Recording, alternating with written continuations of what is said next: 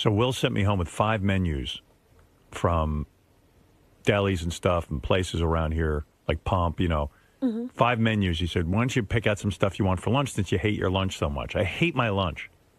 The whole baked potato turkey thing wasn't working. They weren't making it the right way I liked it.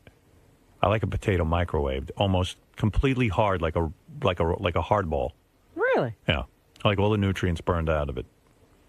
But anyway, but I got to do it myself, and it's a whole hassle. So now I'm looking for alternative lunches. So I went home and I did my homework. Yes. I took out all 5 menus. I studied. I hate staring at a menu, but I looked at every choice and I picked out like 10 lunches. Okay. Which I'm going to do on a rotating basis. Pick them all out. Will comes back to me the next day. He goes, I called all the places. You eat lunch too early at 8:30 in the morning. They don't want to make lunch, and it's too much of a fucking hassle for them, and they don't want to do it. I go, fuck. I had a whole smorgasbord. Let me ask you something. And I don't know what these smorgasbord things are, but could he order them a day before? No. Evidently not. Will knows how to do it. Okay. So then he said, I'm sorry, man. Now I'm back to that turkey sandwich, which I don't want to eat. So last night he got me more menus. And I'm looking at the menu. Now I'm down to really shitty menus because I think I'm just going to order soup for lunch. So I circled. I did a lot of work on this. Hey, Will, get in here.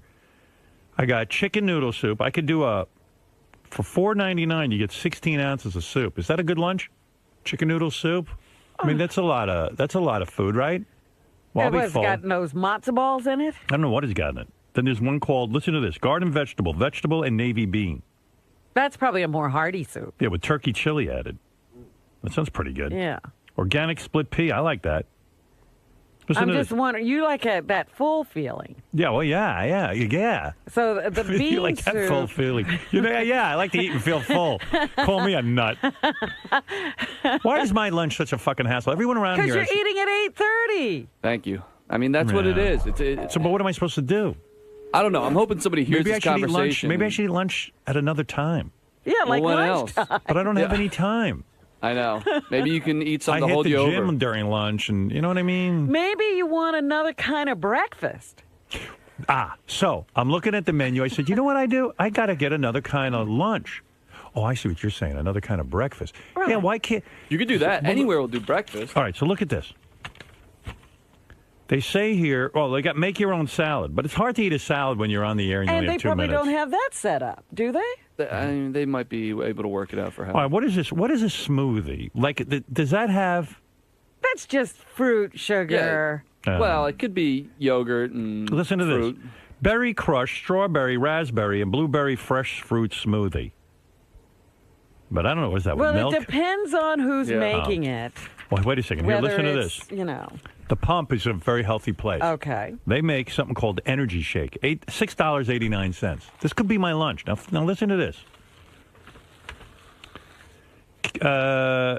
Cafe Vive with chocolate whey protein. Isn't that that's what we advertise? That's protein. Whey protein. Yeah. Cafe Vive? What's Cafe Vive? I don't want caffeine. Oh, it's coffee. Okay, forget that one. Right. How's this? Fruits of paradise, rice milk. That sounds good. Pear, strawberries, blueberries, banana, pomegranate juice. You're acting like this is going to fill you up. It's a drink, Howard. Yeah, but that's enough for lunch for me. Yeah, sure. I'm pretty sure. Because what I see you eating over there is pretty hefty. Yeah, and I don't like it. It's too much for me. Too much? Yeah. You should try to get a breakdown of the calories and the sugar content. What's the calories? I don't know, but most places do that because smoothies are one of those you things. Are officially gross. He was over my apartment last night for 2 hours. We had a meeting. He claims he had eaten improperly because I put out some nuts and fruit, and that he had something caught in his throat. You're sick. You have a cough. No. You were coughing every I know. second. I had one of those wheat things. But you had a phlegmy, hacky cough. No, I just had something caught in my throat. No, you didn't. Yes, I did. You're sick. No, Howard. And during the meeting, I turned to Gary because he's in my apartment. I know. He's just like, and I go, Gary, are you okay? I was. I was fine for the whole meeting. You were snorting through the whole fucking meeting. I was fine for the whole meeting. And then in the middle, I had one of those wheat checks things. Right. And like a thing got caught in my throat. It's one of those weird you were things. coughing for an hour. It wasn't an hour. Yeah. It was an hour. I'm neurotic. I know. I promise you that I was not sick at your house. It was one of those things where it got caught because I was fine. I want him in on the meetings because he understands shit. I guess. You think he Yeah, I think he does. But he's sitting there and he's like, and I know he has a cold or something because he's like, ugh, but not a dry cough. All winter long, he has issues because of the dryness. No, but he has a hack. I had some. I know what happened. He's got a phlegm in him. Well, that's what I'm saying. He always is gunked up. Yeah. Because of the dry heat and But all he claims of that stuff. he's never sick. And then when No, I told you I was sick last week. Listen to it. There it is. That's what I'm saying. Then when something rattles it, it all starts moving around. He was sick for a day, and then all of a sudden it was gone. I was sick for 2 days. Are you better? I'm better. And what was that going on in my apartment? I told you I had the fucking wheat check thing, and it just got caught in my throat. For an hour it was caught in your throat? It wasn't an hour. It wasn't an hour. He's so gross. In a meeting, I'm trying to concentrate, and all I can think about is... You know what? You don't do this to sick. anybody but me. You're the only one doing that. Bullshit. Don was fine. No, I get that, but it's David Height was fine. Tim was fine. Were they all looking at Gary while he... No, they heard. I bet you they were. No, Howard's one of those guys. You know, Howard hears a noise. You know, like in the movies when it's hyper. You know, it's Robin, every 2 minutes was this hacky, phlegmy for thing. like 10 minutes. No, not for the whole time. For like 10 minutes. You sound like you have fucking tuberculosis.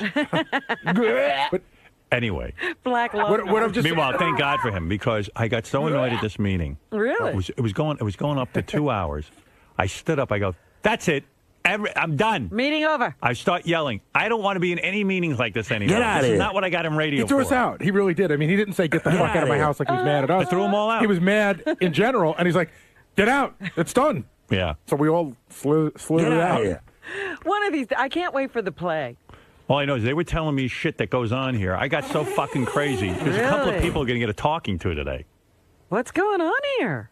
Don't fucking ask me. I'm on fire. So I stood up and I said, that's it. Everybody out. You know, Robin, it was a lot like that scene in Larry Sanders where he goes, I want to be out of the loop. I'm fucking done. That's Get what me I out. said. I said, guys, this is crazy. I didn't get into radio to be a manager. Yeah.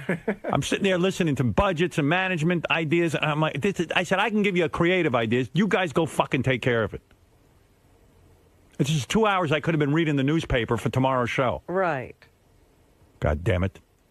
Get out. But he said that, too. He goes, that's it. He goes, 2 hours of my life I want back. I could be reading the fucking paper for the show. Get out. Well, that's it. And he's phlegming all over the place. That didn't help. Oh, you know what it is? In my apartment, I built a little office for myself where people Yeah. could sit and meet. I thought that'll be so cool. Now, I haven't had many meetings there because who wants people in my apartment, disgusting people with their dirty shoes and everything? This is what you think of after you have this thought that you want to have meetings. So I had the meeting, and I know I'm never having a meeting in there again. By the way, Yeah. one thing about that, if I can make a suggestion, it was really hot in there yesterday.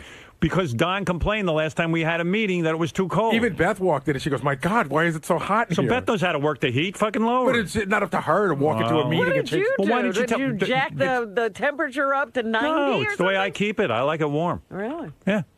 What are you? You are old. Yeah, I am. Good Lord. I felt like I was in Pompano Beach. But anyway, With Jesus. getting back to the smoothies, you have to be really careful. That's one of those things like people say, Yeah. oh, I eat yogurt, and it turns out it's all fattening. Right. You So gotta be- here's what they put in it. Listen to this. Here's one. Green Magic.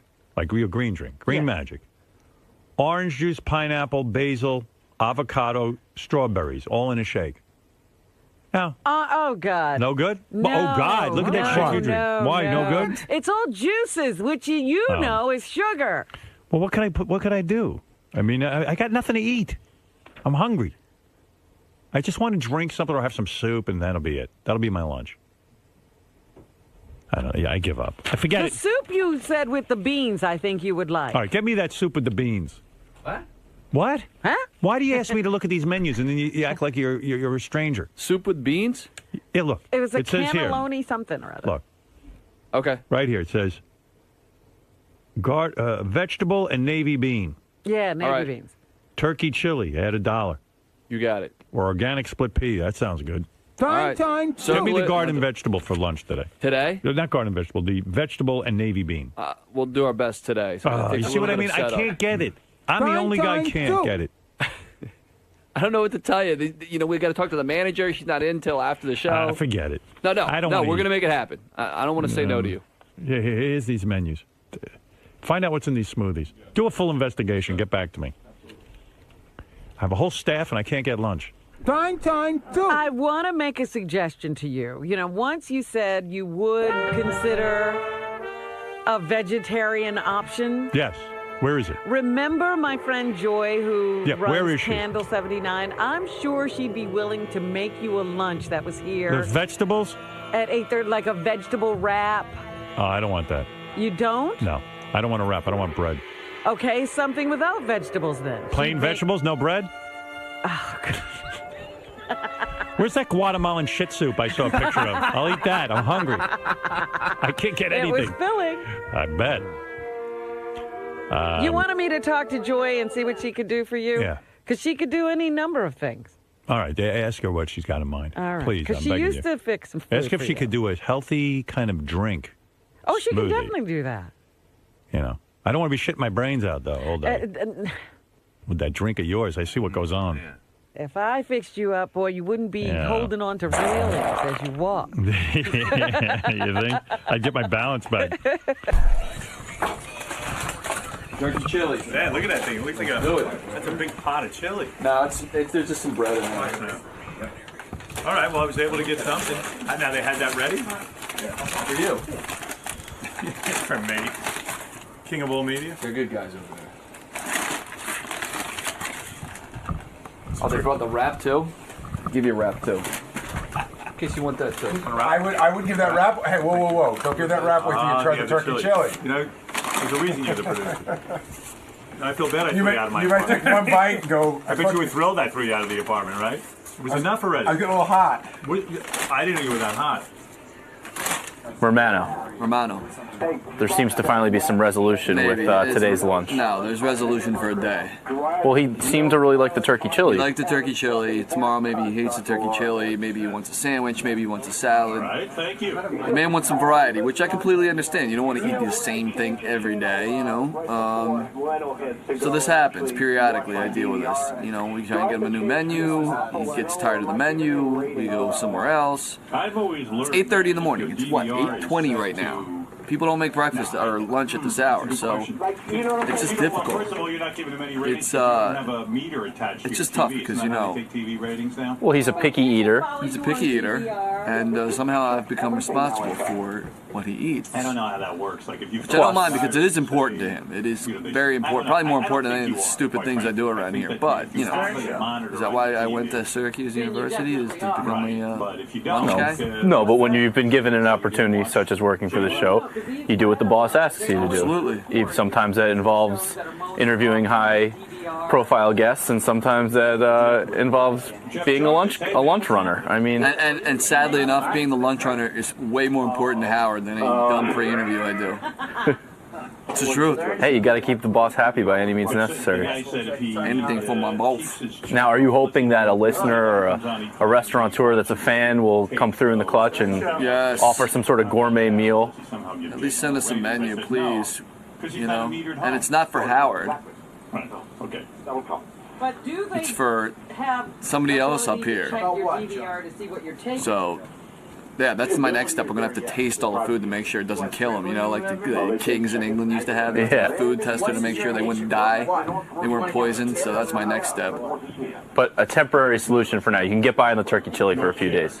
Turkey chili probably bought me another week. As long as it stays cold and shitty outside, I think turkey chili is a good hearty meal. So beyond that, I don't know. Godspeed, merman. Thank you. You're in Howard's apartment yesterday. You're having a meeting. Yes, I was. Do you have any idea that this little throat clearing or this little? Yeah, no, I totally had an idea because I was, coughing and I kept drinking water, and he goes, "Are you okay, man?" I'm like, "Yeah, I just got something caught in my throat." But did you know he was going to bring it up again today? Yeah, I had a pretty good idea he would. I could tell once he brought it up in the meeting, I had a feeling he'd bring it up today. There's no guest today. Right. So any little thing that might have happened. He might have noticed that I trimmed my left pinky nail in an odd sort of octagonal shape. But he's ripped on the phlegmy sound in your voice before, especially when you were a smoker. That was a long time ago. But he did say he would make mentions of that you're constantly clearing your throat and. Yeah, listen, I'm not going to deny I have some issues from time to time. I think a lot of them are created by nerves being around him. Mm-hmm. I find that I don't have those issues except when I'm in there with him in the morning, and I start thinking about it when I'm in the car and all that other stuff. But I have been sick. Yesterday, that just wasn't what it was.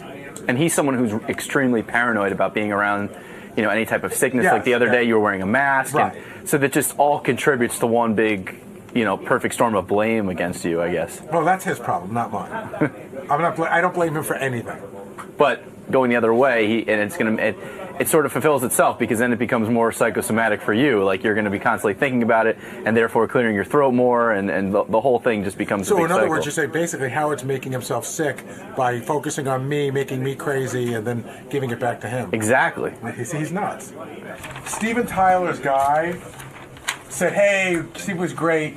Steve's on Twitter now. Could you mention his Twitter address?" I got to get on Twitter. I want to follow people. You should. I like Set that. up an account for you? But I want to be. Don't I want my name? It might be taken. How do you think I should do it? Should go in his, like he says, look at his. I am Stephen T or something like that. Should go and see if Howard Stern's taken. I'm going to bet the farm But it I is. guarantee I could call them or have Jeff call them. I actually won't have emailed the guy, the owner, several times. I emailed him, and he's taking care of. He took a guy down that was a fake me, and he took down a guy. Somebody that was a He's fake. probably interested in having the real mayor. people. Like, how come Steve Martin has Steve Martin? He He probably- doesn't. He It's does? Steve Martin to go. Yeah. You know what? Because Steve Martin's a common. Yeah, they probably don't do it if the person's legitimately, because that would be kind of Right. A lot of But people. I think I saw that yours might have even said it's being held for you. I think I Really? I think Howard K. Stern has. Yeah, right. So, would you check into it, Jason? Yeah, Or I absolutely. know Jeff could do it, maybe. Well, check and see if Howard Stern's taken. And then Because we'll I would like to. But will that mean people somehow can bother me? Yes. But, No. But I'm not going to Twitter. I just want to follow people. right. Then, Oh, but if you just want to follow, you should use a fake name then you wouldn't. right. Right. If you just want to follow. Yeah, if you just just go wanna on. follow, use a fake go on as your. But what if I want to Twitter something? What if I get That- inspired? Then get the name. Why don't you start with the fake name and then see if the real name, and you can hold that too. And who do you follow on that? I follow a bunch of people, but Like Steve Martin, I would Oh, follow. Steve Martin, I follow a bunch of sports guys. news. You know who's worth following? Brie Olson. 20 seconds, Howard. Yeah, she's good. Oh my god, it's absurd the stuff she writes on there. I need to be fucked. I would follow. Roger Ebert's a great. Ebert's a good Roger one. Ebert? He's great. Yeah. There's a couple of comedians that I follow. Roper's a good one, actually. I follow. You follow Robin. That's No, you fucking funny. don't. She's a horrible Twitter. No, but it's good material for the show. All right, this is a good topic. All right, so That I'll girl make a list yesterday. for you, and I'll check out the names. It says yours has been suspended. So someone probably did it, you as fake, and now they're probably just like Yeah, locked it up. Once it's suspended, you can never get it back. Hillary- No, no, let they me probably get my, could for let me get Howard. my name. Hillary Schuff works with Twitter. Like she's, she has got it, Howard? direct contact there, so I'll talk to her about All it. right, and then I would follow someone. Okay. I'll put a list together for you. And someone will follow you. Now with my new Android phone, I get updates on everything. So I'm going to get a Twitter account. Oh, good. So- People have been asking me, get Howard on Twitter. I'm going to get on Twitter. Jason's going to sign me up today, and then but I'm only going to follow people at first. Oh, that's so silly. Yeah.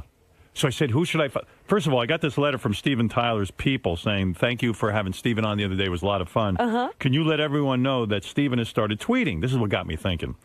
His name is, I guess he doesn't own his own name. I am Stephen T. His account is I am Stephen T. Okay. I'm going to follow him. Yeah, and I said to myself, I'd like to see what Steven Tyler has to say. He's a very witty gentleman. And is he Stephen with a V or a PH? V. And so I was like, and plus with my phone, I have a widget that I just get notified whenever somebody Mentions you? or not mentions me, but tweets. Oh, You know. okay. So I said, I heard Steve Martin's a real good tweeter. I would follow Yes. him and Steven Tyler. And then I said to the guys, who else am I going to follow? Well, Joan Rivers, Lisa Lampanelli. One of the guys said Roger Ebert is the best tweeter. He is amazing. He's always on there, and he's got good information. Yeah. So I'm gonna get in on that and see what's If happening. you want the inane, Paris Hilton. Does she have a tweet? Yeah. But does she write it or does some idiot write it for her? Sometimes I think it's her because Oh. it's like, I'm going to go to sleep now. Naps are so much fun. Naps are great. They are great. She's right. I need to read that. I've been feeling bad about napping. No kidding, yeah. She says naps are great, huh? Yeah. That's one of the things I read. Right. Yoko Ono, I love to follow because she's Oh, always yeah? sort of announcing something or saying, one of her crazy love things. And how do you know who to follow? Is there a list of everyone that you can pick from? Yeah. Yeah. Yeah, I might follow that because I like on my phone that it pops up. I'm digging my phone. Very involved with it. Really? Yeah, very involved with this phone. Don't ask. A day and night with the phone. It's my whole new life. You don't get frustrated every time you try one of these new things. Yeah, this is a lot to handle. I mean, the camera now is frustrating me and the way it interacts with the email, but nevertheless, I'm involved with it constantly. Because I started trying some of these new apps, and then I get them, and I'm like, I don't know how to use it. Right. I downloaded it, now I don't know how to use it. What do you want, JD? I had someone you can follow on Twitter. Who? There's someone that... Well, everyone, I go, hey, maybe I'll follow Robin. And a couple of guys who will remain nameless said, Robin's the worst tweeter. I don't care what you say. I go, well, I'm going to follow. They go, what does she tweet about? I asked. Her vegetables. I said, oh, okay, I get it. I tweet about my cats. I tweet do? about a lot of different things. I'll I was follow tweeting you. about tennis the other day. I was tweeting about football. Is it nonsense or you got something good to say? No, sometimes it depends. You know, but lots of people were following the progress of my cat. So I was, tweeting about Leroy Brown and... All right, I'll follow you. Yeah. I'm going to follow you. Put pictures on there of them. But I will delete you if you disappoint me. Go ahead. Unfollow. I will unfollow. Did you stop following me, JD? No, I haven't. You don't even follow me, so... I don't? No, you don't. I See, should. I would follow JD. I know want why? to follow JD. I see some of your tweets I'm sometimes. pretty witty on there. I saw Social Network. It was okay. JD is... I saw King's Speech. It was all right. Oh, do you follow him? No. Yeah. Do you But I have Twitter? imagine that's what it sounds like. Do you have it, Fred? No, I don't. No. Why aren't you I on probably should Twitter? get into it. You know what, Fred? You should have a Twitter account because Yes. everyone wants to hear what you're Yes. thinking. Oh, yeah, absolutely. I think you should. Everybody would be locked in with bated breath or finger. Well, There's a guy... I would follow JD because I've read him on Facebook, and Is he actually, good? he's way more articulate when he writes than when he he might speaks. be one of those kind of guys that's better literally. Like he turned me on to the Big Mama's House 3, the trailer, and I loved it. And John Hines said that he turned him on to a really good movie the other day, which I don't know what the name of it was. maybe Shattered Glass. That's it. I like Shattered Glass. Shattered Glass is good. He turned me on to a great movie. I only watched the trailer, and I know it's going to be great. It's called I Think We're Alone Now. It's a documentary about Tiffany's stalkers. I have a documentary. Lord. I know I'm alone now. It's I my haven't seen life. Yeah, anything with Alone, JD watches because he can relate to it. Home Alone, Home Alone 2, Home Alone 3, Home Alone 3D. Gary, does your Twitter account get hacked every week? It got hacked a couple of times, but I think I got it fixed. How do they do that? I think I figured it out. I have when you want to put up a picture, it's not so easy. So there's a thing called TwitPic. Yeah. And I think they were hacking through that, so I just shut that down. I think I'm fine now. Oh. But it kept putting up this stupid diet. It said, hey, guess what? I lost 8 pounds in 7 days, and you can too. And then I had a website, and I kept saying it's not me. And then people were complaining that they were getting ripped off. People were, were being goofy. There's a couple people you can follow that you might like. There's one called Sexy Candids. Hey, someone told me Brie Olson's good to follow. Yeah, well, she just posts like dirty shit like, I want a guy to just come inside me and use me like a whore. I don't Stuff like want that. I don't No, want that. you know the people that Kanye West, a lot of people like to follow because he says ridiculous things.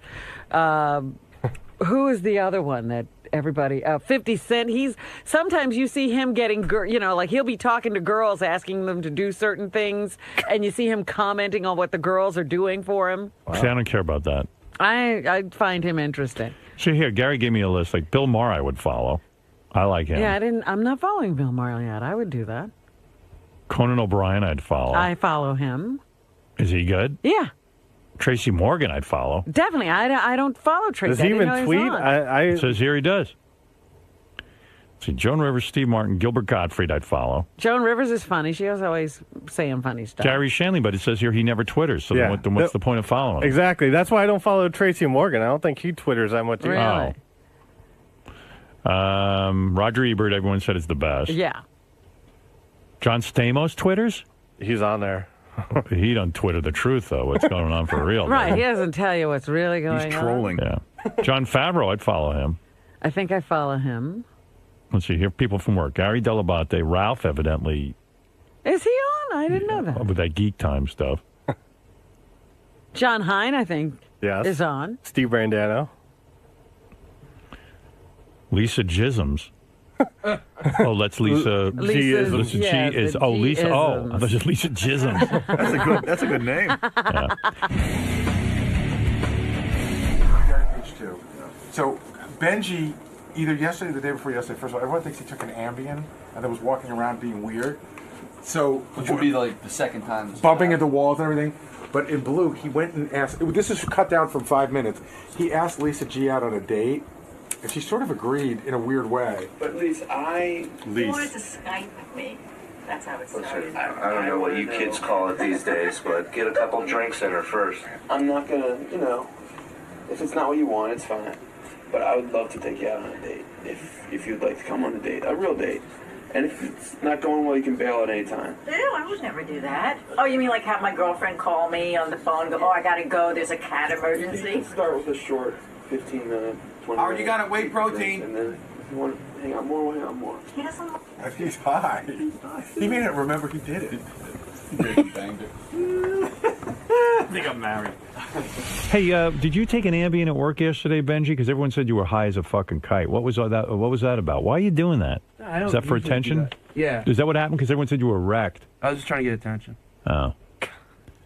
Yeah, he was like walking into he takes Ambien here and he goes, I want it to kick in by the time I get home, and it's like it's a shtick now.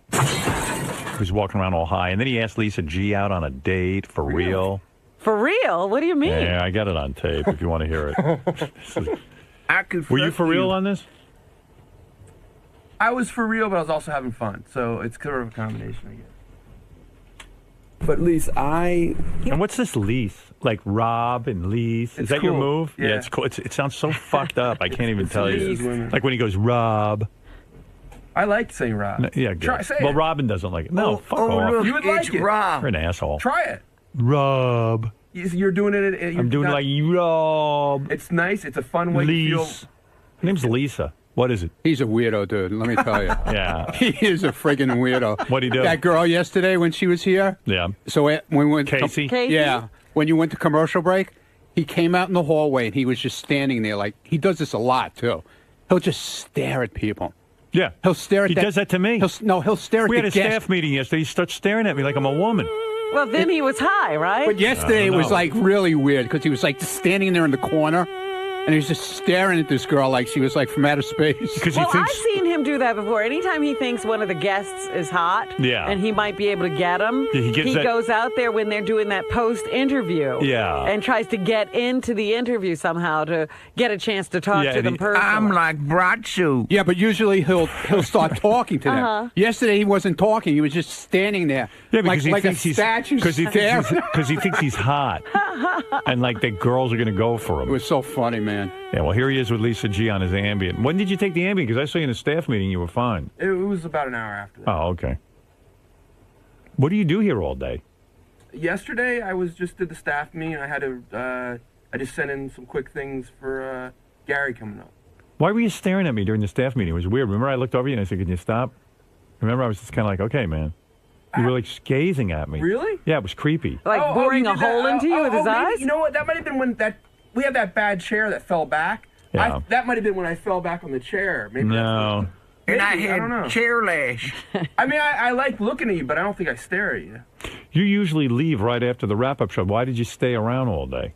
Yesterday? Yeah. Oh, I had to talk to Tim and I had to do some stuff here. Oh, okay. Oh, that was another thing because he was waiting for Tim. So every time, like, he'd go, is Howard's meeting over? Is Tim out yet? And then he'd go to Gary's office looking for Gary. Is Gary in there? No, I see Gary's in the green room. He's in a meeting with somebody. Oh, okay. And then he starts wandering around. Yeah, there's nothing and to then he do. comes, he goes, is Howard in the studio? I go, no, Howard's in the bathroom in the studio. He goes, oh. And then Right, he's- because I thought I had to go back in the studio, and I thought you might be having a meeting, and I didn't want to interrupt. Yeah, all right. Anyway, here he is That's doing. really weird. You're weird, man. Here he is with Lisa G. I love you, Benjy, man. You're weird. High as a kite. But Lise, Lise. He wanted to Skype with me. That's how it started. Listen, I don't know what you kids call it these days, That's but truly- get a couple drinks in her first. I'm not gonna, if it's not what you want, it's fine. But I would love to take you out on a date if you'd like to come on a date, a real date. And if it's not going well, you can bail at any time. Ew, I would never do that. Oh, you mean like have my girlfriend call me on the phone, go, oh, I gotta go, there's a cat We can emergency? even start with a short 15-minute, 20-minute meet for drinks, and then if you want to hang out more, we'll hang out more. He doesn't look high to you right now? No, he doesn't. Oh, come on. He looks like a guy who's asking a chick out. Yeah, hi. Lisa. You're on Ambien. You're on something. I know you are. I know you. What did you take? You're avoiding. You are avoiding, Lisa. Here's the question on the table. Will you go out for drinks and possibly dinner with Benjy, is what he's asking. As a date. As a date. I will go out with Benjy if there are other people around. No. Now I want to do a real date. Why wouldn't you do it alone? Because I like Benjy as a friend and a coworker. Right. And I think he would be better with someone younger. I really would like to take you on a date. Seriously. We have a nice connection. We do. What about trying the group date first and then seeing if it leads to a real date? I would do that if that was the intention. Okay. Can we agree that you guys put together a group date, and if that goes well, you'll give them a one-on-one date? Yeah. All right. And you'll treat it seriously? Yeah, sure. And you'll treat it seriously? Yes. Okay. I think Lisa was being very diplomatic. It's her way of saying Benjy is fat and ugly, and I don't want to go out with him. Oh, what's funny, she says he'd be better off with somebody younger. I don't think there's that much age difference between Benjy. That's the weird thing. You don't think so? No. Hey, Lisa, who's doing the news thing It here? might be Steve today. I'm All not right. sure. Oh, it's Lisa. It's Lisa. You would never, would you ever look at him seriously in a romance, do you think? No. No. We're so opposite. Right. But if he got you alone, see, this is what he does. Right. He wears women down. That's No my kidding. secret. That's my secret. I may be fat, but there's a thin man inside. I get them alone and talk to them. That's my secret. Yeah, well, that's a good secret. Don't Keep it to scream or I'll yourself. stab you. Right. I'm on time. He's late. I love to be organized. He's a mess. But you're not physically attracted to him, I think. I mean, bottom line, I think you can put up with a lot if you're physically attracted to a guy. But has anybody ever been physically attracted yeah. to Benjy? Yeah, I mean, he gets girls. Yeah, But that's Sarah. what I'm saying. He Right. wears them down. He stays Right. around until they can't avoid him. I don't know what his secret is, but he does get women. Ask Gary the note he got the other day. What? From who? You know what? There was a couple came to the wrap-up show, and the girl was really cute. Yeah. And the guy sent me a note afterwards. He's like, "Thanks for having us." By the way, he goes, "I never understood Benjy, but my girlfriend thought he was really, really cute." Yeah, notice it's his girlfriend who doesn't have to go out with Benjy. You know. The girl from last year's Christmas party, Yeah. she said that Benjy kept coming around and hanging around I wouldn't leave until her alone. she finally slept with him. What are you talking about? Is that your plan with Lisa, just to keep nudging her? No, I was just fucking around. I was having fun, and I thought we were all having fun. But you're attracted to her. I mean, you'd like Do to I go out find with her. her attractive? Yeah. Yeah. Yeah. And you were sort of serious if she would go for it. I sort of serious, but also a show thing. Do I think we'd You guys right could for be each other? fuck No. buddies. Yeah, I'd be a fuck buddy with Lisa if she wants to be. Right. Let's see, I have half hour to kill. Lisa, What'd if you say? have real deep needs for a Yeah, man, then you he can know. fill them for you. No strings attached, he's your Ashton Kutcher. We Right. could do it once a week too. Start with that and see how it works. Right, thank you.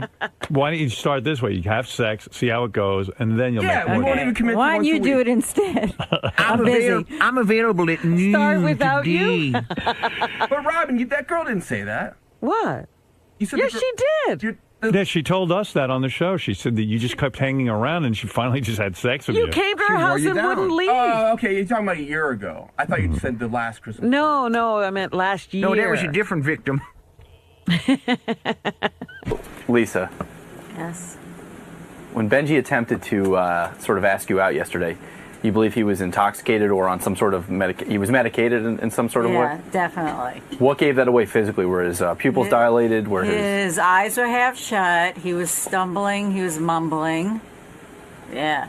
You don't think it was even part ask of... Steve. Steve was here. He saw the whole thing. Steve, he seems sedated, to say the least.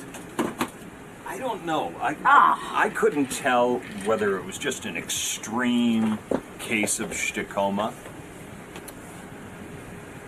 but it was very entertaining. And that lessened how sincerely you welcomed his advances, Lisa. Yeah. Because you thought I mean, who you thought could he was take him seriously? You thought he was doped up.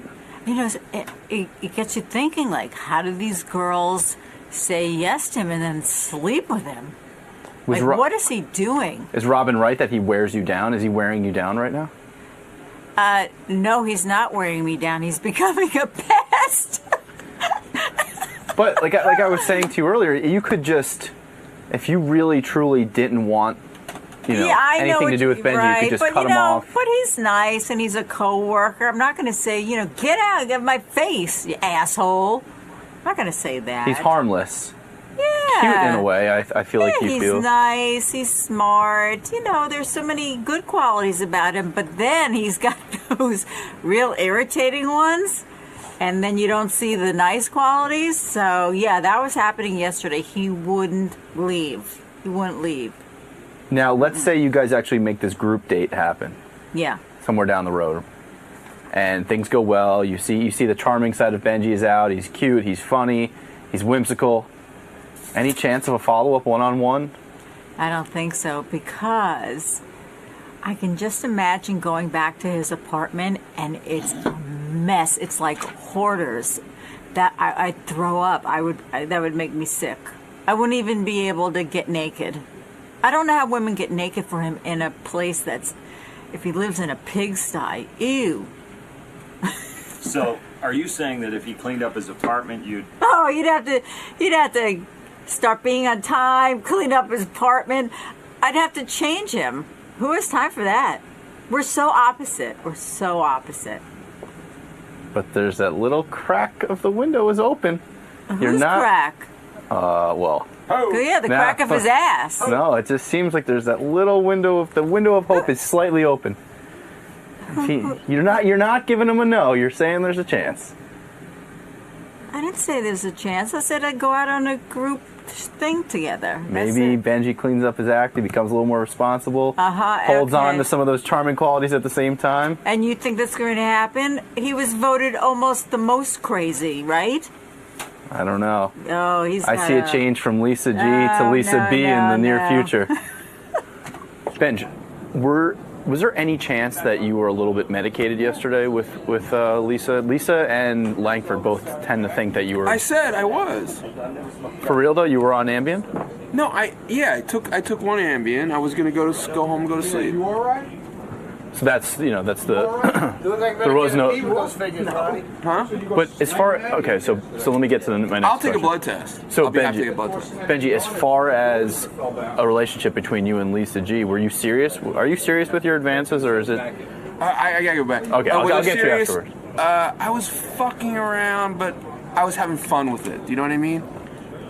I was being a little flirty, but I was more joking around than being serious. Are you gonna keep joking with her like this, or do you really ultimately want to get in her pants? Yeah, I would love to fuck her, but that has nothing to do with this.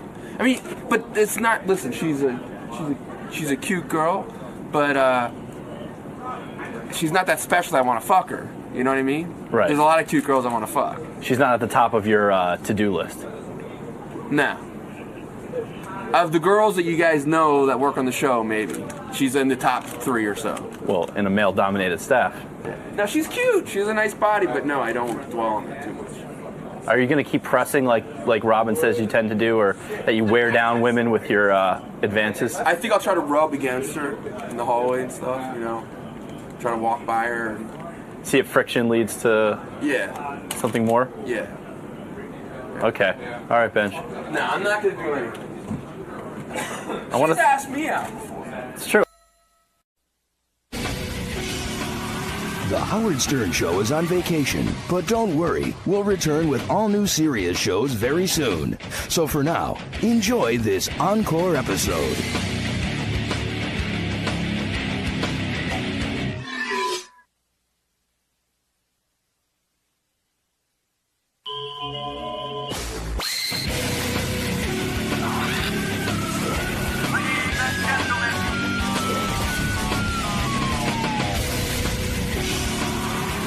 I got to tell you another thing, too. Yesterday, I had a meeting with our television guys, Howard TV guys, and I was very disappointed in the way I appeared on the Robin Boat segment.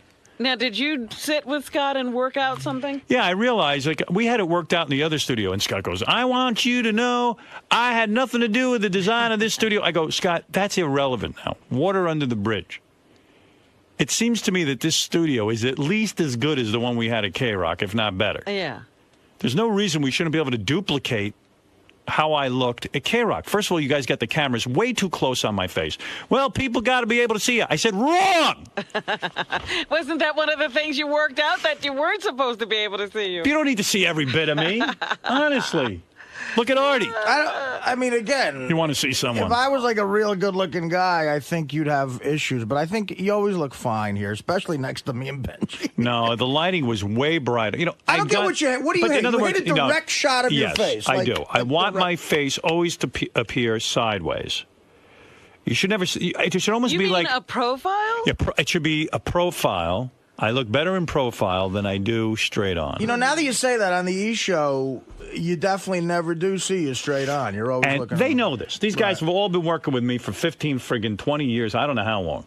Then they got my chicken neck in full view. Right. With, How did they get that? I don't know. They lit it, and my chicken neck is all in full view. I said, guys, we used to have dramatic, like a purplish hue to the lighting. It was the signature of the show. Now you got high def. Now is a reason to obscure me more. And these fucking guys act like they don't know who I am. Every couple of months, I got to go check their work. I do. You Dude, know that what is I like. so untrue. That's what I was Dude, trying to tell you thank yesterday. God in the I meeting. watched the Robin episode. You think I work for the competition or something, the way Yeah, you talk. you must work for XM. Right.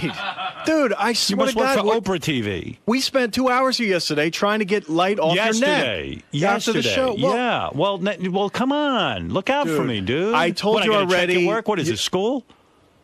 Come on, dude. You see what I look like. You see I don't have a pretty face. I got a big chicken neck and a big gargoyle Dude, you're the Adam's apple. star of the show. Yeah, I mean, help you know, me out. Help me already- out. You should. Scott, I Scott. widened the shot out this morning Don't- already, good. and it doesn't match the other shots in studio. Too bad. Figure it out.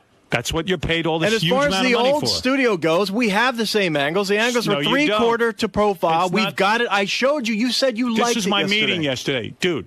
You said you liked it I yesterday. did after I fixed everything. You didn't do shit. What are you talking about? You fixed anything? You didn't do anything. We showed You've you got to tape stop them before inventing golf equipment and make me look good. That's your job. I don't see the golf equipment thing paying off. You When that guys- starts Are you paying off, you can using- make me look Are bad. you using that video caddy in here? Is Holy that how you shit. get Can I this talk to your chicken neck? therapist? Come on, man. Come on. You're Come on, man. Help me out. Huh? I Do am, your job. and that's the problem. That's the biggest thing I tried to explain to you yesterday. That you think Dude, that I'm did not that look trying like to help the you old E! out. show? Does the lighting in here look like the old E! show? You should know that. Absolutely, dude. We changed the lighting All probably right. 10 All right, you times can in leave. the old You can show. leave. You can leave. We have you way down low. You're dark as crap. You're blended in with the background, but I don't care. You don't care. That's Of course. exactly right. You Of don't course. care. Of course That you was don't not care. the thing to say. I do absolutely care. Jesus You just Christ, said I've you don't lost my care. fucking life over this show. You lost and all your the time life. He lose. What did you lose? You lost your hair, not your I don't life. mean life, but I spent a lot of time on this Get shit. out of here. You're insane. Yeah. Get the best job in show Lost business. my Yeah, life. What yeah. life? Come on. My life waking up at 4 in the morning. every morning. Really, man. Help me out, huh, bro? All right, no All right. problem. I'll go back and now I'll help you out. Yeah, help Starting me now. out. You- Starting right and now. if you don't have the ability to see what I'm talking about, And I do. Robin Rosinski knew how I like to be shot. She did. Dude, you really And- you don't and know Doug anything. Goodstein should know. What decisions did Robin Drodzinski ever make about how you looked? Come Well, on. she was the executive producer, and I liked the way I looked. Yeah, but I was doing the damn work. But she was- didn't decide no, any of that but you're stuff. the guy doing the work where I look bad. She would comment. She wasn't here. Dude, there were plenty of times you thought you looked bad in the old place, and we fixed it. Well, fix it again. And I do, and I did, and it's. She kept you in line somehow. Yeah, Maybe all you're right, jealous of me, and you have to make me look bad. Is it a All right. plot? Yeah. Is this what all the directors who graduated Glassboro State are about? You know that Take some school pride in your changed work. its name. Glassboro State changed its name? They changed their name because of Scott? Yeah, they did. Yeah. They're running from him. I bet if I was George W. Bush, he'd make me look good on Oh, camera. yeah. Yeah. You're as delusional about me as you are about the Bush It'd administration. certainly make more sense. You still back in the Iraq War? You think it was a good decision? Absolutely. You think it was the right move? Yes, I do. Okay. And so did everyone before we went there, dude. We went there for one fucking reason: weapons of mass destruction. Yeah, and there were none. We were And the lied whole to. world thought they were there. Yeah, but they weren't. Bush knew there They wasn't were. there. We stood. It was, dude. It's come not out all about already, you nuclear do. weapons. But It's when about you're lied to, of course we were all for it. dude. But wake up and smell the fucking coffee and get my picture right. See, that's what happens let's not when talk you don't want to talk politics with politics. him. All right, fine. He's still for If I don't look good by next week, you're getting you guys a are Richard. bunch of revisionists. If I don't look good by next week, you're getting a Richard Christie mushroom stamp right on your cheek. Ah, there you go. Yeah, and he'll get the fist in his balls. Thank you. Scott, if it takes making me look uglier to fix it, I'm fine. I don't care what you do to Artie. I'll take a sacrifice. Whatever you have to do. Chrissy, you're on the air.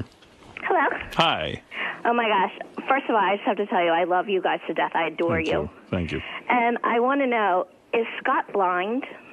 Scott, which Scott the one? engineer. Is he blind? You mean Scott DePace? Yeah. Yeah, I mean, Howard on TV, on demand, looks nothing like the show used to look on E! I know. This guy, he wants to say he's an expert. For someone not to see the difference, you would have to be insane. And I said to him, on E! It was so intimate, and the light was so great. And absolutely.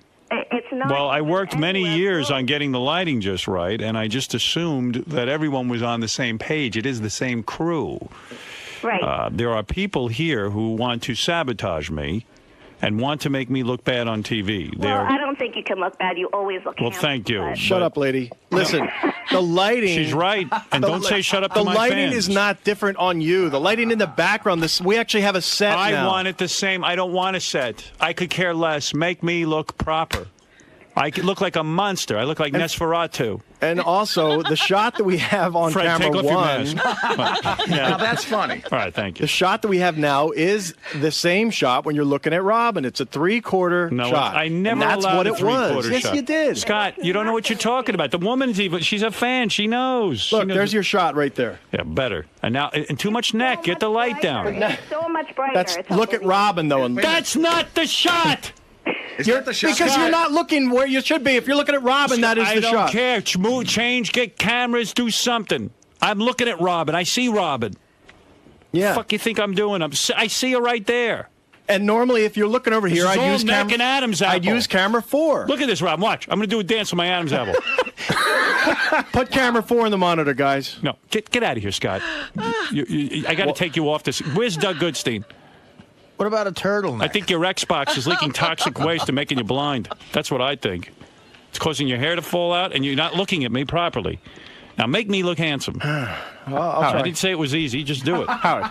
Yeah, Doug, come on. Come on. What are you doing, Doug? You're killing me with this guy. Why are you making me deal with him? Scott? Yeah, why are you making me deal with him? Scott is the best man for this. You know it. I know it's fun to goof on him. But I always thought so. I've been here 12 years, dude. Even this woman, Chrissy, is saying we she's could bring the like lights. a gargoyle. Should we just bring the lights down? Yeah, Make it black. Make it black. Okay, make it black. Yeah, I don't want to be seen anymore. Did you see that side shot? Scott's lighting the set. That shot is not a shot I would use, Howard. When you look at Robin, I would use it. Watch the old E shows, So and he that's can't what I look want. over there? Move me back the to the monitor is K-Rock over there. I studios. can't move them. If the monitor was in front of you, then Hey, then Scott, you'd like why don't it. we get lift up your arms? You see giant sweat marks under there? Look, lift them up. Look at what's going You on make under me there. fucking sweat. All right. Look at that arm. Look at that arm. Holy shit. Lift up that arm. God, so you That's how guys you don't know he's sweat? pissed. No. What's wrong with you guys? Where's that sweat mark? Dude, What are you sweating about? Dude, I sweat like you. Yeah, these guys. He's a girl. But I'm a girl. I'm disgusting, fat, and I hairy. fuck more girls than you asshole. No, you didn't. Yeah, I bet you I have. No, you haven't. Oh, he's got stories. He fucked everyone, according to Yeah, him. he fucked everyone. What's your He's number? fucking me. What's your number, DePace? Longer track I am the record than girl. Howard. No, I don't He's know. right. DePace, what's your number? I don't know. I bet it would be in I've fucked 20,000 women. What do you think of that? mid-30s to 40, maybe. something Wow, like that's that. not bad. Wow. Well, you How many hookers? had more than I. How much did you pay? Women? Never once. High five. Who's had hotter chicks? That's an interesting. All right, well. Anybody can put up numbers. 30 or 40. When was he getting these I think. Oh, please don't believe God, it. it could- I swear to God. Yeah, pigs. When you had Harry. College, plenty. In L.A., want to live there, plenty. I know a lot of guys who you wouldn't consider winners. Not that you're not a winner, but who have fucked like What would make you think who that? fucked 100 chicks Listen, I don't because they care have no how many. standards. I don't care how many women he's fucked. I don't care how many agree. women I do. Doug Goodstein's fucked. I care about my camera looking halfway decent, and it can be done. We did it over at K-Rock. You can do it You here. said yesterday you liked the angle that we had for your guest interview, Yeah, okay? all right. Just come on.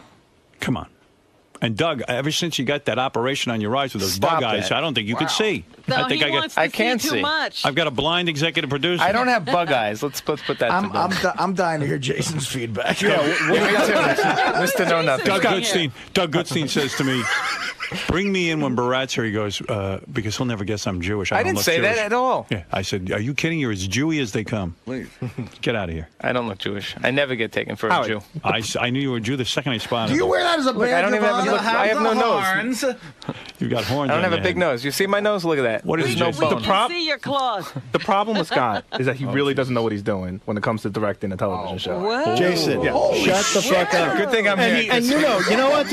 You know who teaches I'm not him going how to to take use this his camera? piece of fat. He has no experience directing a television show. I'll take it from Howard, not from you. He got no lessons in how to direct the show. He never directed anything before this, and he probably got that camera shot at K-Rock lucky. He probably just fell upon it, and now you don't know how to recreate it. Jason, you're so disinteresting. Get out of here, you fucker. Dude, don't out get of upset with me because you can't do your job, man. We've been here for 9 months. You can't get it right. Dude. You got to get it right. You're gonna let him do that to me? I'll take it from you. You're gonna let him say that? What? Now I censor him? Cut off his mic. Cut off his mic. How long have you felt this way, Jason? Who teaches? Wait. Who teaches Jason? Who teaches you how to take pictures? Who taught you? Who teach me how to take pictures? Who's teaching? Who's teaching you? Scott's a good guy and he's knowledgeable about certain things. But I mean, look, you can't get the camera shot right. Go direct the show. What can you do? What's your problem, man? What can you do? know how to do it. You know everything. You're a typer. That's all I'm a better typer than you're a director. Well, good. I'll take a class for an hour and I'll be as good as you. You want- Go for it, dude. Do you You're a want typer, Jason dude. to direct a program to show you how? Scott got his job when someone got sick and he was like the janitor and filled in or something like that. No, that's the camera guy for Who makes more money, me or you? Maybe that might What be a an little bit of a injustice proof. that is, too. What am I doing? Why am I arguing with you? I hate Scott you. Scott, you do a very good job. Jason hates Scott. Now he's pissed. Clearly, he must hate him. Did he just quit? Who put you up to that? You know, I didn't know you. That's Who made you irreparable do that? damage. No, right no there. one made me do it. I didn't know you were going to be that hard. I don't know you get under Scott's skin so easily. Scott's a good director. No, he's a good guy. I just want him to get the shot. And Doug, everyone back there has to work on making me look handsome, and that's the We job. That's the job description. And I know it's not easy. I see what I look like. Well, yeah, you Yeah. the You don't template have to is point tough. out my problems. That's not your job. Just hide them. And there are ways to hide what is wrong with me. Can I just put a bag over your head every morning? You want to be funny or you want to get to No, work? Just you give know, me what we had okay. on the old E show. Okay, we're gonna work on it. All right. I have and, faith in my team. You should. I do. I have faith in Scott. We'll get there. All I right, think thank we're you. getting very close. Good. All right. God bless you. Yeah. Did they have it yesterday? When you I don't know. You know what? I'm so tired. I just said, it looks better to go me. along with it. Well, what is it, Ralphie? Do you know? Can you shed some light on this? Here's the toxic that we were missing. Yeah, I can. Your shot in the old E show, I was involved with your lighting and your shot, and thank you. Scott sort of refuses to involve me here, so that might be something. Would you do me? Would you do me a favor?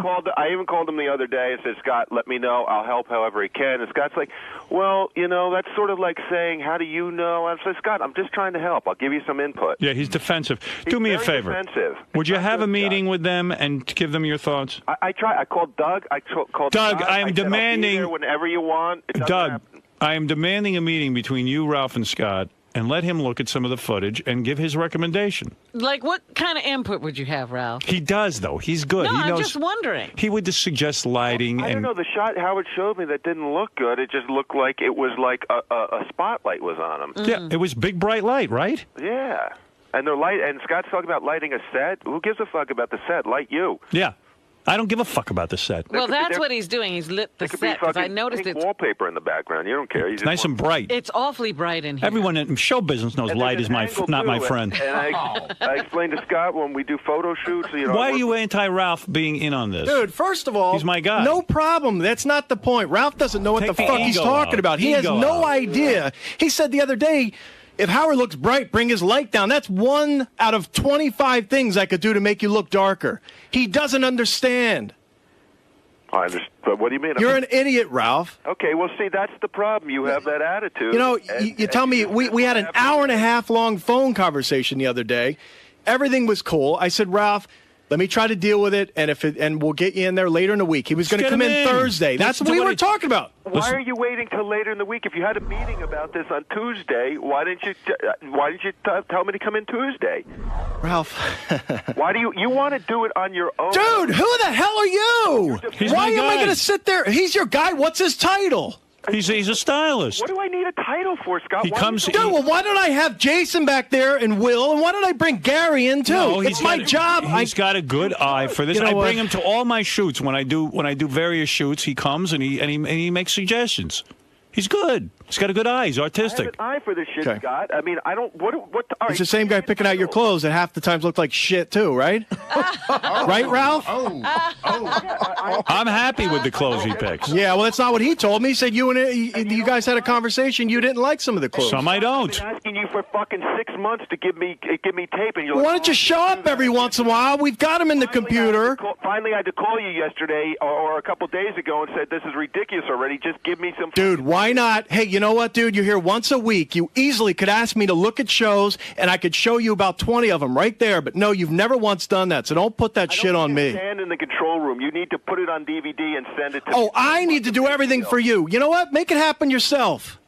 All right, so I'll take over the control room too. Yeah, go ahead. I'm sure you know what the hell you're doing in there. Sure I think you've been in a control room Scott, twice the in guy- your life. Guy just wants to help. Sweaty pits. Wants to help you. Yeah. Well, that's all. Oh, geez, Scott's having a bad day. Man, I swear to God, if there was a block of wood here, I'd fucking smash it. Bring in a block of wood. Bring in a block of wood. And that's your problem. If Jason has a suggestion, you should Shut the fuck up, Jason. I'm not going to take a suggestion from Jason. I'm not. Why? What's I'm wrong not. with Jason? Because Jason doesn't know what the hell he's talking Jason's about. a very hard worker. Why don't we just get called? Take some calls. Maybe I'll take some I didn't ask for suggestions Jason. from them. Jason didn't offer a suggestion. Ralph did, and Ralph has a track record of working on the E! Show. He's an employee. Fine. of them. So we'll get him in, and he can fix it. All right, good. All right, now good, you're 'cause talking. Then I can be on the golf course more. Well, maybe that's the problem. Yeah, maybe that's the problem. I haven't put enough time here. Yeah, I'm sure. Oh, it is the problem. It is not the problem. You just said it's the problem that you're I on the said golf maybe course that too is. much. If that's the problem, let's straighten that out. All right. You got to dump either the Xbox or the golfing. Man. Dude, shut up with the Xbox. It's a joke that's went on too long. I play the thing once every 3 months. Sure. With the headset. I haven't done that in a year. Thank you, Ralph. Take camera 4. Oh, my goodness. Poor Scott's going to commit suicide. No, he's fine. He's just got That's too much of a beat now for him. He can't take it. I'm going to make Ralph his boss. You just told him that everybody can tell him how to do his job. No, just Ralph does have some sort of take No, on you it. even telling him Jason should sit. Well, Jason could help. Jason watches a lot of TV. Look at his physique. When Ralph is sick, Jason will take over.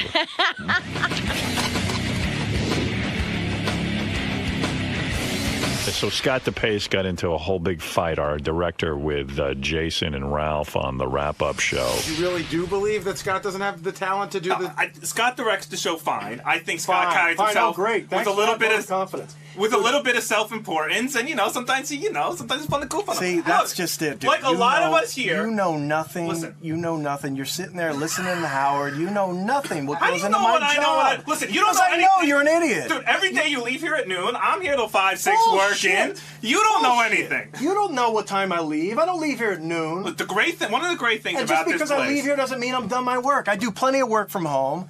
So a lot of us came from not a lot of experience. Even Gary wasn't a producer when he started. The great here, thing about and he this- turned into a great producer, and you turned into an okay director. So I don't understand what the problem is. I swear to God, guys, I can't do this. I'm done. I gotta. Really? I got real work to do. Oh, I got you. I'm about. Dude, at another point in my life, I would have taken you and fucking kicked the shit out of you. Oh, So why I don't- me? What, I don't everyone's wanna goofing on see you and you gotta come and Dude, take this shit out of me? This is like torture. I'm sitting here in a fucking glass booth and I gotta listen to this fat fuck tell me shit. Oh, sorry, Skinny. Scott, if you don't really care, I'm certainly, dude. Listen, I'll take my shape over yours any day. Oh, please, you fat thighs. Dude, you got fat everything. You've got 8 chins. You've got no hair. You've got no life. You make no money. You've got no fucking future. What do? You're nothing. No You're a life piece or of future. shit. Listen, you're very lucky. You have a wife who piece makes a of lot of shit. money because You know what? if this all went away, so don't worry about it. Oh, man. Wow. He was brutal. Jason's a good arguer. Jason did sound like a chick when he went, "You have fat thighs." But Scott fell for it. Then DePace walked out of the wrap-up Yeah, show. that's when he walked out. And then all of a sudden I heard this thunderous, thing. And he was running down the hall to get back there. I don't need to know how an engine works, but if the car doesn't start, you got to. Yeah, but if I go to the mechanic and say my car's not starting. If I go to the mechanic and say, "Oh, I bet it's because you didn't put gas in it," isn't he going to be fucking a little offended? No. Yes. No. Why are you piece so of fucking shit. defensive? That's your problem, Scott. No, your problem he's insecure. Jason's right. It is insecurity. So Scott ran out of the studio, and here he is. I think it was the noise from his thunderous thighs as he ran down the hall to get back in. Do you respect Ralph's opinion? No. And that's the problem. Howard does, no. and Howard's the boss. And you But no, wait, let me quantify He's the that. boss of you. I don't respect your opinion any more than anyone else's. Well, wait a second.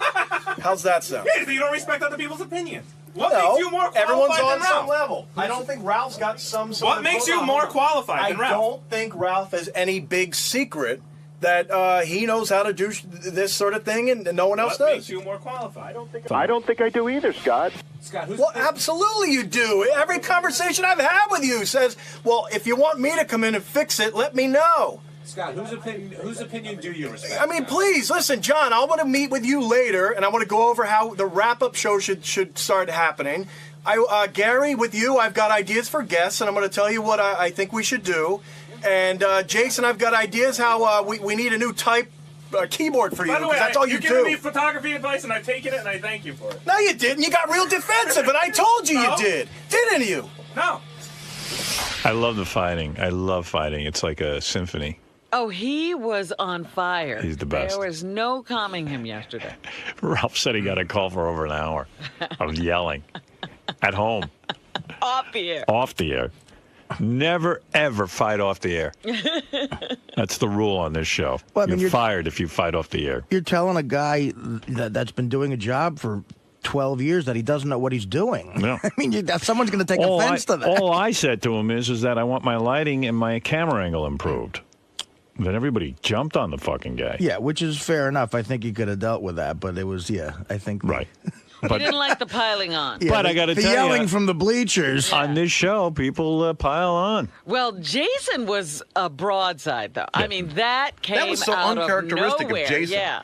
Jason came out of nowhere, flying leap like a wrestler. He was like Lee Harvey Oswald. Yeah, he just shot him right in the head. All right, make Actually, correction. Jack Sirhan, Ruby. Sirhan. He was like, hey, you're a shitty director. Or Jack Ruby, you're walking Yeah, through a press conference I and mean, you get Jason's blasted. like such a tender guy, and to attack the pace. I mean, it made no sense to me. Tender? There's nothing tender about that kid. Dan in St. Louis. That kid's a stealth. Hey, Howard, how you doing? All right. Hey, Jason needs to shut up, man. Just have a coconut smile and shut the fuck up, because Scott does an awesome job, man. He does. He gets all the action that goes on in here with robot cameras. Not easy to do. That's right. Yeah, that's right. All right, Dan, thank you. Thanks, Howard. Everybody here is valuable. Let's calm down. Everybody calm down. I mean, yeah, everybody can understand somebody not wanting to listen to Ralph.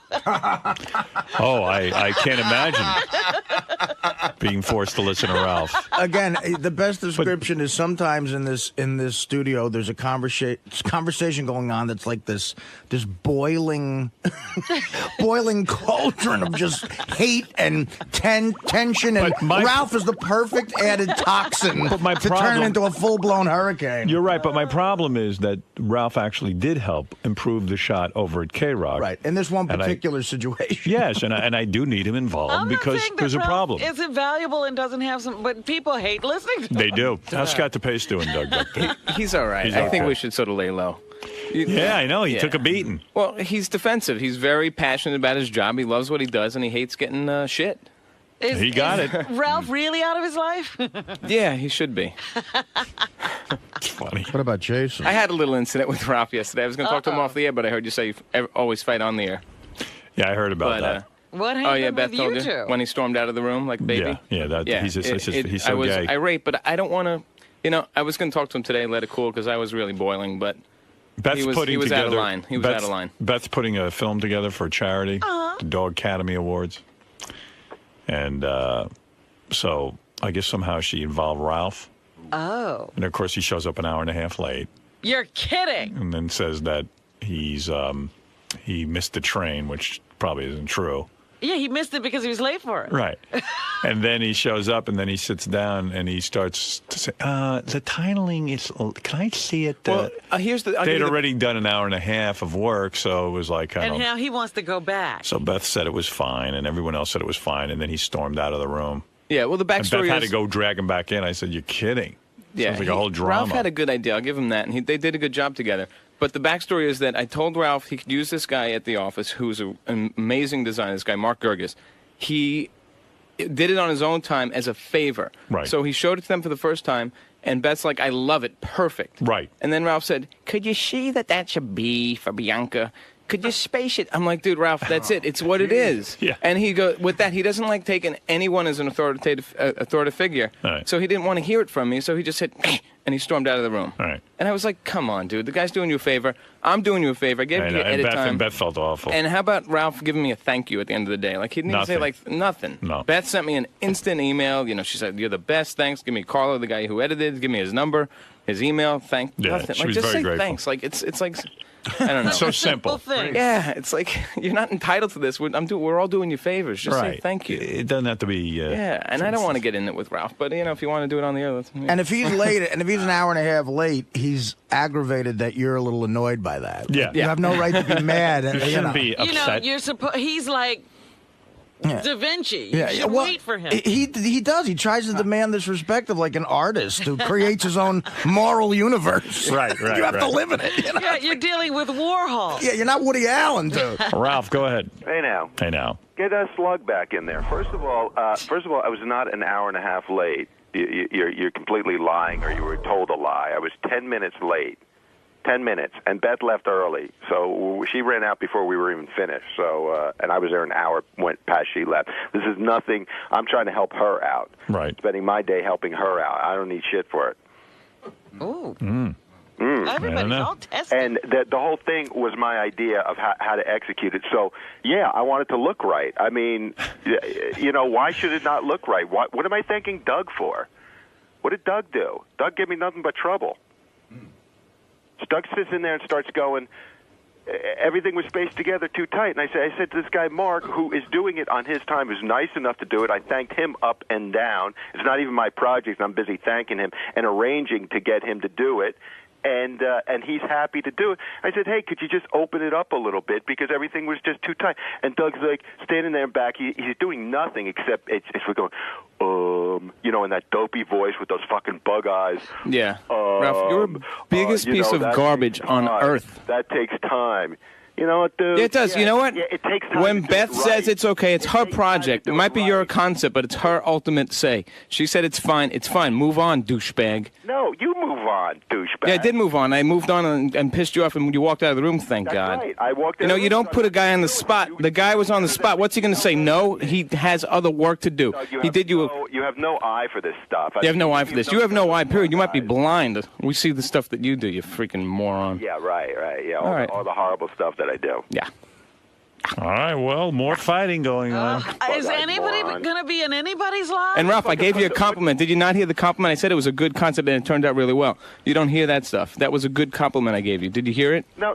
I hear you say you're a pain in the ass, Doug. I try to. Why am I paying? I have 60 shows to deliver. I threw you in as a Why are favor. you in Do you there? understand the concept of that? Do you understand? Everyone did you a favor? Who did me a favor? It's not my movie. How is that doing me a favor? Because I put you guys in. I told you that Mark would do you a favor. Doug, no. When someone does you a favor and then Beth says it's fine, don't start nitpicking at it. You didn't. What do you mean nitpicking at it? Is that look like a B? Yes, it looks like a B. It's fine. Move on. Doug, you had nothing to do with Mark doing it. He's doing it on his own time. Yeah. Mark Gerges, great artist, doing it on his own time. He's not doing it on demand. He's doing it at home. What do you want to say, Gary? Ed Ralph, I'm not coming down on you like piling on, but do you see?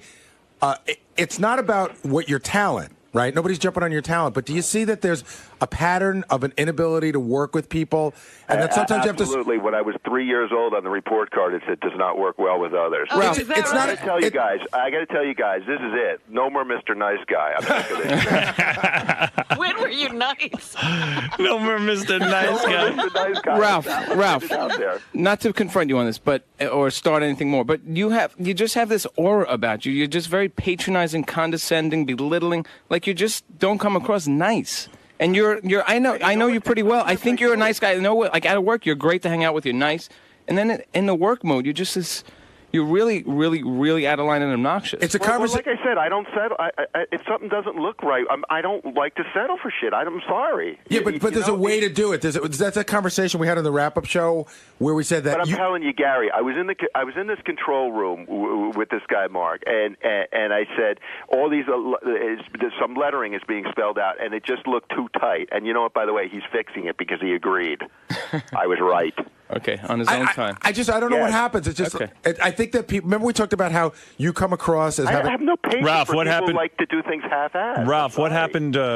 What happened with your conversation with Scott DePace last night at home? Oh my! Well, I feel bad for Scott. I mean, like, I just called him back. I was out all day, and I came home, and we're trying to get together, and then he just kind of like started in on me, like, just about how I shouldn't bring this stuff up on the air, and then how it's okay to bring up certain things on the air, like his politics. That's okay, but don't bring up about his.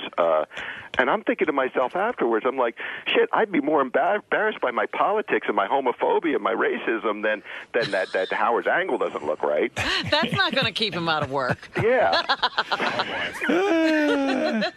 Dude, I can't take any more of you. Just shut the fuck up. It's a tag team Ralph argument. Look, dude. Doug left and Scott came in. Doug said it. And then Gary tagged Doug. Scott tagged Doug. I'm in. Ralph, really, dude. Doug said it. Mr. Nice guy. Doug said it perfect. You just have no way of talking to people. You sit there and you roll your eyes all the time, and you're. That's right. You know what? Fuck it. I don't care. Good. All right. So then let's work as little together as we can. I've been trying. That's what I told you. I told you last night. I'm tired of trying to help you guys with stuff. But why don't you take a clue from this whole thing that everyone's got a problem with working with you and try to fix that? Start with that. Forget Howard's camera angle for 2 minutes. Work on that. Go see a therapist. I tried to help you just 2 weeks ago. We're doing I put him something. in therapy. He bowed out. Just 2 weeks ago, we're doing something. We're doing something. He couldn't pay the guy. Well, he can't work with people. How's he going to afford it? The guy threw me right out of there. Hey, he couldn't work with Ralph, the therapist. Look, I can afford it, and I'm not going. All right. Just 2 weeks ago, we're working on this 1 cent preview thing, and there was a shot of Howard up there, and I turned to Ralph, knowing he's a stylist, and said, "Do you like Howard's hair like that?" He turned to me like I had just bothered him. He rolled his eyes and was like, "Oh," and I said, "Geez, I'm sorry," and he goes, "Oh, it's fine." And it's like, dude, there's another way to put that point across. You could have just said, "Yeah, that's fine." I'll be completely honest with you. My memory of that was like, I looked at his hair and I was like, well, yeah, I guess it's fine. I didn't have that attitude. You got a whole thing conjured up in your head about what I just. That's the point. You don't even know that you do these things. Right. Well, yeah. I mean, that's me. I don't think it's going to fucking change. I've tried. Well. Okay, so you'll always be a dick. Fine. I can keep my mouth so you'll always be a about dick, and at some point, when Howard drops you loose, you'll be unemployed. Yeah, well. That's basically what it'll be. You'll have to find a job where you work more than 1 hour a day. You'll have to work 8 hours a day. Right. No. And you'll have to try to make, and possibly you might. I've got enough money. I can retire probably about a year. Yeah. I'm fine. Don't worry about me. All right. Well, good. Saved money by not I going don't to a worry therapist. about you having a job past this job. You're all fucking worried about like that. That's not what I was saying. The community's not going to want to hire you because you can't get Howard's fucking lighting and camera right. Oh man. It's really tough. I'm not having this this again. Yeah, I that was my whole day yesterday. Yeah, Columbia Pictures won't be calling. See, that's how little you know. That's how little you know. Columbia Pictures. I'm in television. I'm a television director. I do not have a any TV division. Columbia. Yeah, well. Oh, that's it's what still, Ralph meant. They don't have a live television division. Yeah. All right. I'm not interested in doing films. You piece of shit. Does Pam? Clearly, you don't have the talent for that. Oh my God. Oh, I'm sure you do. That film would fucking take 20 years and never get completed. Absolutely, it would. You see how good my film festival entry was, and I thank you for your help on that. You were very helpful. You're really. And what a pain in the ass you were, dude. Even my wife, we were trying to have a family day. And I spent about 6 hours on that crap because he didn't like, just exactly like Doug was saying, the B doesn't quite look right, or the roll's a little too fast. And I fixed it and took all that time. I didn't thank you up and down for that? up and down. You said whatever. You thanked me, but you still were a pain in the ass. Oh, okay. So what? So I can't. So I can't get it right. Like, okay, Scott, just make me some fucking titles. You can't get it right when someone's doing you a favor. You don't have any idea that I was. That wasn't my job. I was trying to help you out. Scott, you're not doing me a favor if you don't do it right or the way I want it. Holy fuck! Did you just hear that? Well, then I'm not going to do it next time for you. Okay, dude, it was my own. It was my Sunday. I'm trying to relax with my family. You couldn't find a graphic artist to do your film festival thing, so I said, "Yeah, I'll do it." I don't need you. And then you weren't happy with version 1. You needed some changes. Anymore. You work too slow. You should have done it quicker. It would have. All right, so now you're in the Jason mode. Okay, I get it. I suffered through your inability. You know, I should have been able to tell you a couple things. You don't know what you're doing. You're not a graphics guy, so you were having. I never claimed to be. I just happen to know a lot of things. Last week I was trying to give Ralph some advice. Hey, maybe you might want to take a computer class and learn a little bit about Photoshop so you can at least express your ideas a little bit better. And he said, no, I'm not quite sure that's the direction I want to go in. So, well, what do you want to do? And he said, oh, maybe I'll become more in radio. I'm like, well, why don't you go take a sound editing class? Oh, no, I'm not sure. Dude, you're a worthless piece of shit. You want to live off of others, and that's it. Go accomplish something. How do I live off of others? Dude, a guy like myself wants to give a project and go. Others. You take your fucking wife's money. She probably makes more than you. Well, whatever. We've been living with that life for a long time, but that's fine. Right. She does great. I think I've heard enough of this. Scott, thank you. Next time you want Ralph to complete something, give it to him, and he's going to then turn it off to a professional and take all the credit, and it'll take forever to get done, and the professional will be ready to jump out a window. But that's how Ralph lives with. That's his work. His MO, you think? Yeah. Well, like I said, no more Mr. Nice Guy. Good. All right. Anybody want to tag out and bring in someone else? Scott, I know you're upset. Anybody out the door? I don't know how this thing mushroomed. I think you're a great director. I just it was between me and you trying to figure out the lighting and the. And really, Scott, do you hear the show? I mean, like, it's a goof. And, like, how can you get yourself all fucking worked up over it? Again, Ralph, I tried to explain this to you last night. Scott's practically crying, all right? Goof about me, about anything. Right. But when I have a career, I have a family, and I don't want to sit there and listen from two lowlifes. If Gary came in and said wait a second. I love that you say, hey, Ralph, could you do me a favor and not mention this because you're a fucking lowlife? I mean, in the same breath, you call me a lowlife, and then you expect me to treat you with some sort of respect. I mean, come on. You have no respect, and you have no respect for Jason, who is the hardest working guy in that office. Yeah, he was trying to explain to me that Jason works harder than Gary, works harder than anyone here at this place. He's the hardest working guy in that office. He's there. And I think someone who types, that doesn't count as hard work, in my opinion. No. So a body sitting there till 8 o'clock is not hard. Whatever. I don't want to get into the Jason show. I could care less about him. He works harder than you. He's dead to you. He's dead to me. All right. Well, obviously, there's a lot of animosity going on back there in the Howard Stern universe. I used to think we were such a tight-knit And you're just eating it all up. I don't like to see this at all. Oh, look at that smile on your face. Howard, it's the only time you shut up. You said to me once, you go. And this is off the air. You go, oh, God, I love it when people argue. It's like fucking music to my ears. I love it. You just get the biggest smile on It's so great. I could sit in my car and listen to two guys argue all day if it's on the radio. So, and it's got to be real. And this is as real. I mean, Scott's got tears in his eyes. I don't have tears in my eyes. No, I've got anger. No, you've got some tears. Well, you must cry when you're angry. I study you. And believe me, it's real for me, too. I woke up at like 5:30, and this shit starts racing through my head. It's got to be real. It's got to be all fired up. But it wasn't easy for me to get to sleep last night. I couldn't sleep until about 11:30. I'm still sitting there playing through this crap through my head. That's good. That's good. That makes for better arguing. I called Scott at like 8 o'clock. I called him back, and he was all fired up still. What's he all fired up? What are you fired up? You care what Jason and Ralph think of you as a director? If I say you're a good director, you're a good director. These guys don't know. You know what, man? It's not... I thought through it yesterday. If JD had said it, I would have laughed it off. It's... What? With Jason and Ralph? What about Ralph It's and Jason? Ralph, first of all, on his professional level. You're right. I don't respect him.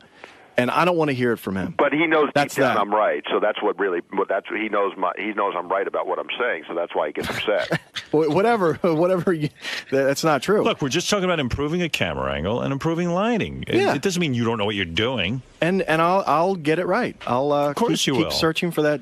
And Ralph was instrumental in helping us the last time. He wasn't. See, that's the fact. You don't quite know. He wasn't. I thought he was. No, he wasn't. He came in one day, gave me a bunch of shit. I wanted to throw him out the window that day. Right. And we got it right after I didn't that. come in constantly and try and help you. No, not constantly. There was one time, Ralph. There was more than one time. Scott. All right, so I won't come in. So you fix it. Howard, I'll just let you know. I was going and then I started thinking about it yesterday. I'm like, if Ralph had such a problem, he's watched, he didn't plenty have a of problem. I had the problem. Well, He yeah, heard but the if he's problem. such an expert and knows how to fix it, why can't he? He looked at probably 20 hours of tape back there. Every Thursday comes in and watches tape. He didn't see it.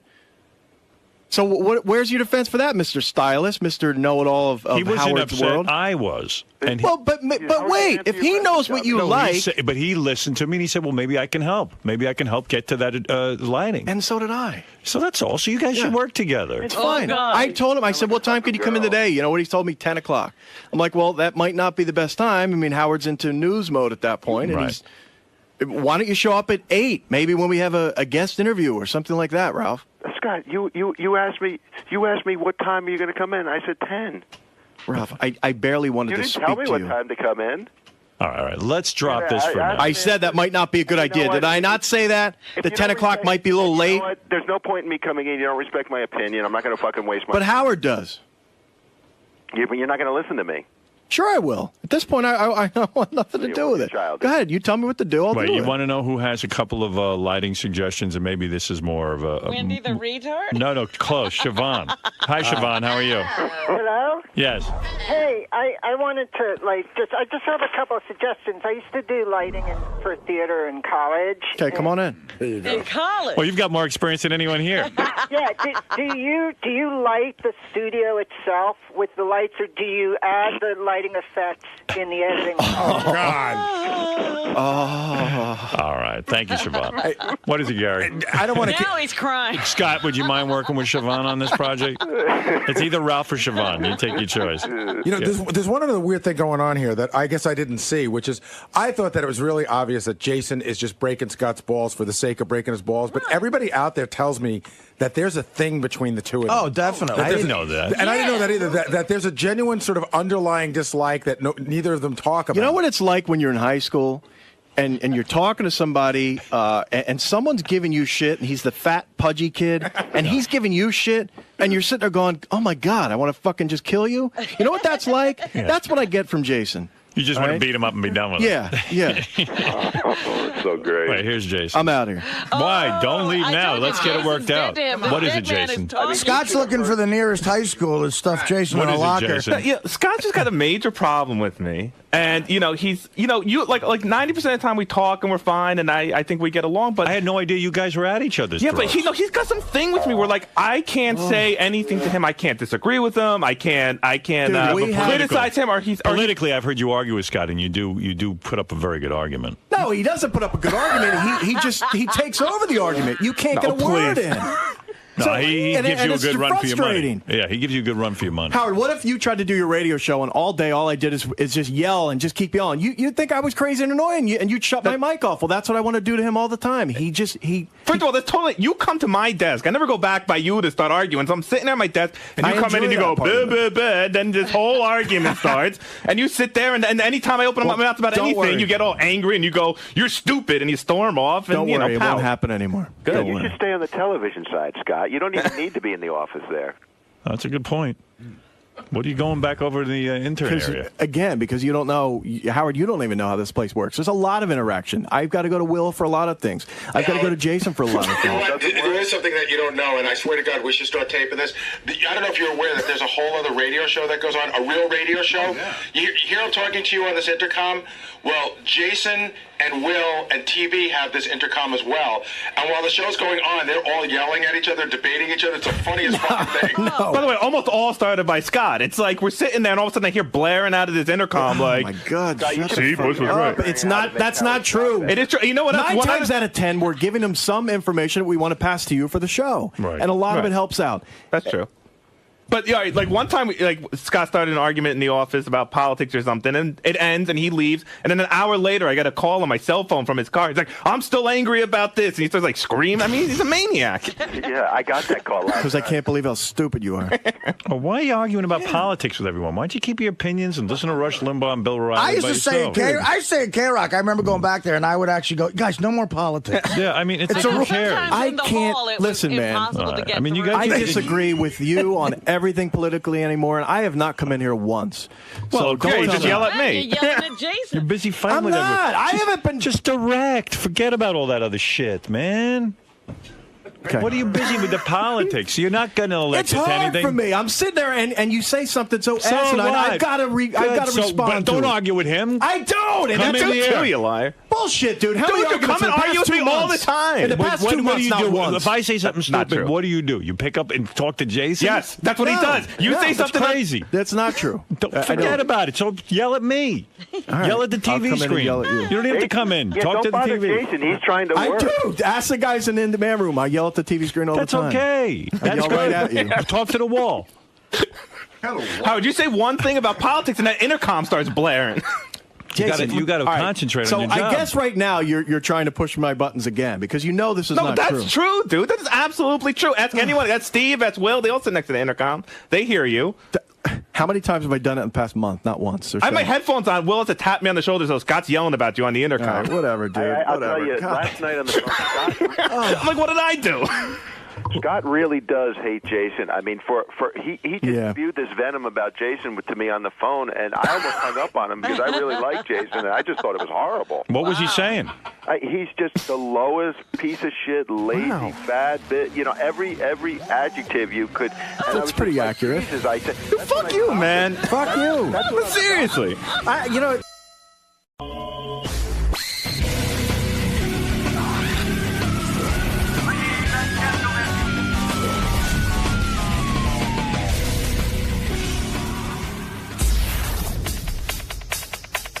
So this girl Debbie's here to test my brain, see if I'm crazy or not, and everybody else's brain that they're going to test. Okay? I'll tell you right now, you're Oh, crazy. wait a minute. The chick is hot. How the hell am I going to concentrate? I know. She's smoking hot. How am I going to do that? You can't have your behavior analyzed with a boner. Yeah, exactly. Let's bring Debbie in. Are you ready for this? Ready for what? For the big personality test. Oh, Okay, right this way, right now this it's a personality test. What did you think it was?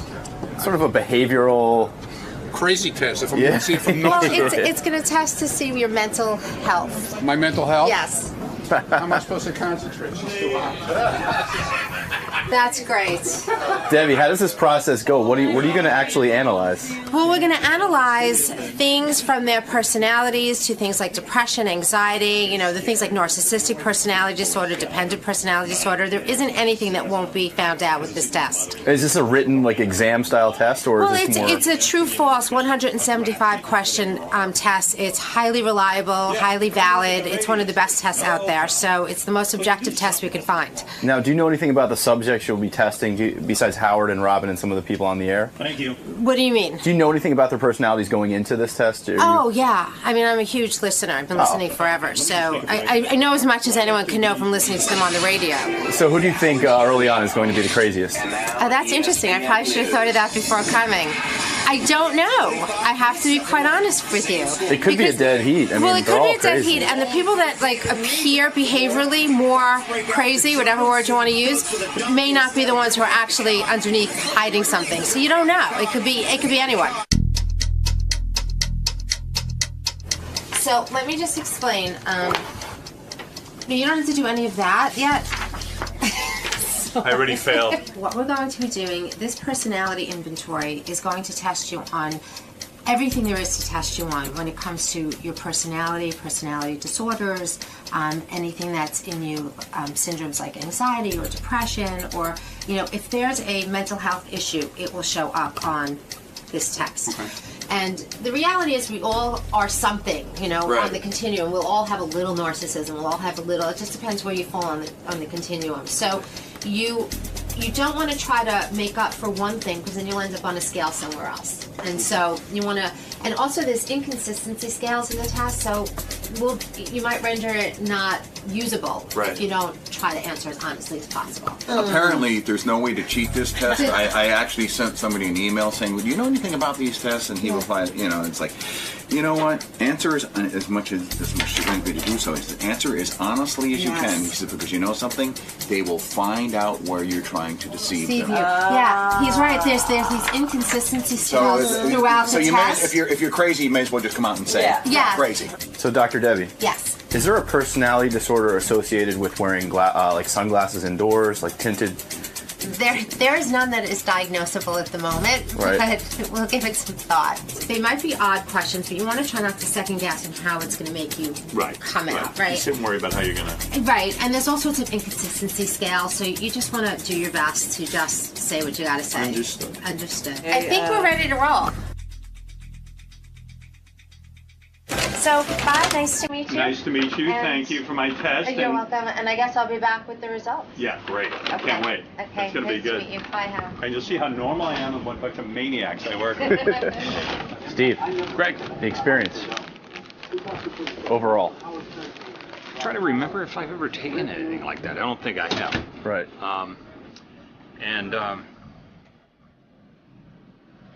Well, who knows? I mean, I'm not a psychologist, so I don't know, anything about the test. I just took it.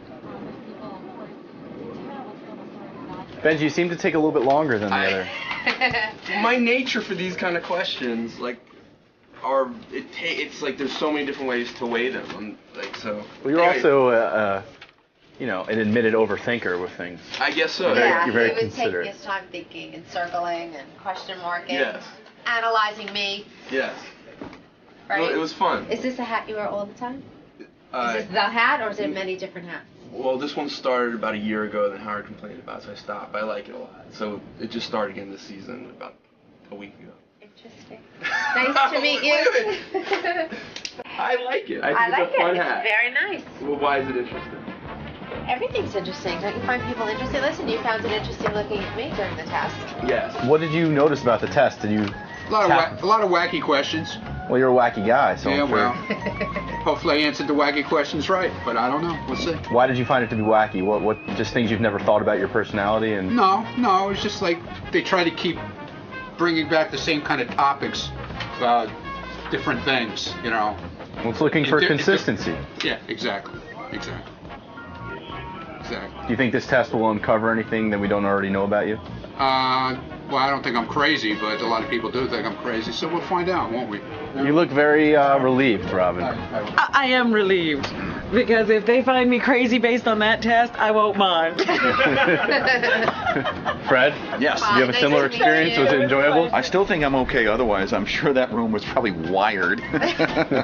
So anybody that would be sitting there would be outside already with a straitjacket. So I think I'm okay. You didn't feel like you answered any questions? I'm sure I answered a shitload of questions that'll give people pause for thought, but fuck it. What's that? I walked by, he was screaming. It's really interesting, sitting with each person, everybody responded very differently to the test. So that can tell you something about each person also. And I can probably talk more about that next week. But you get to know people's personalities. But interestingly, the show is so telling of people. Like, people are so who they are in the show. Everyone was exactly who I thought they'd be. Like, there was no surprises.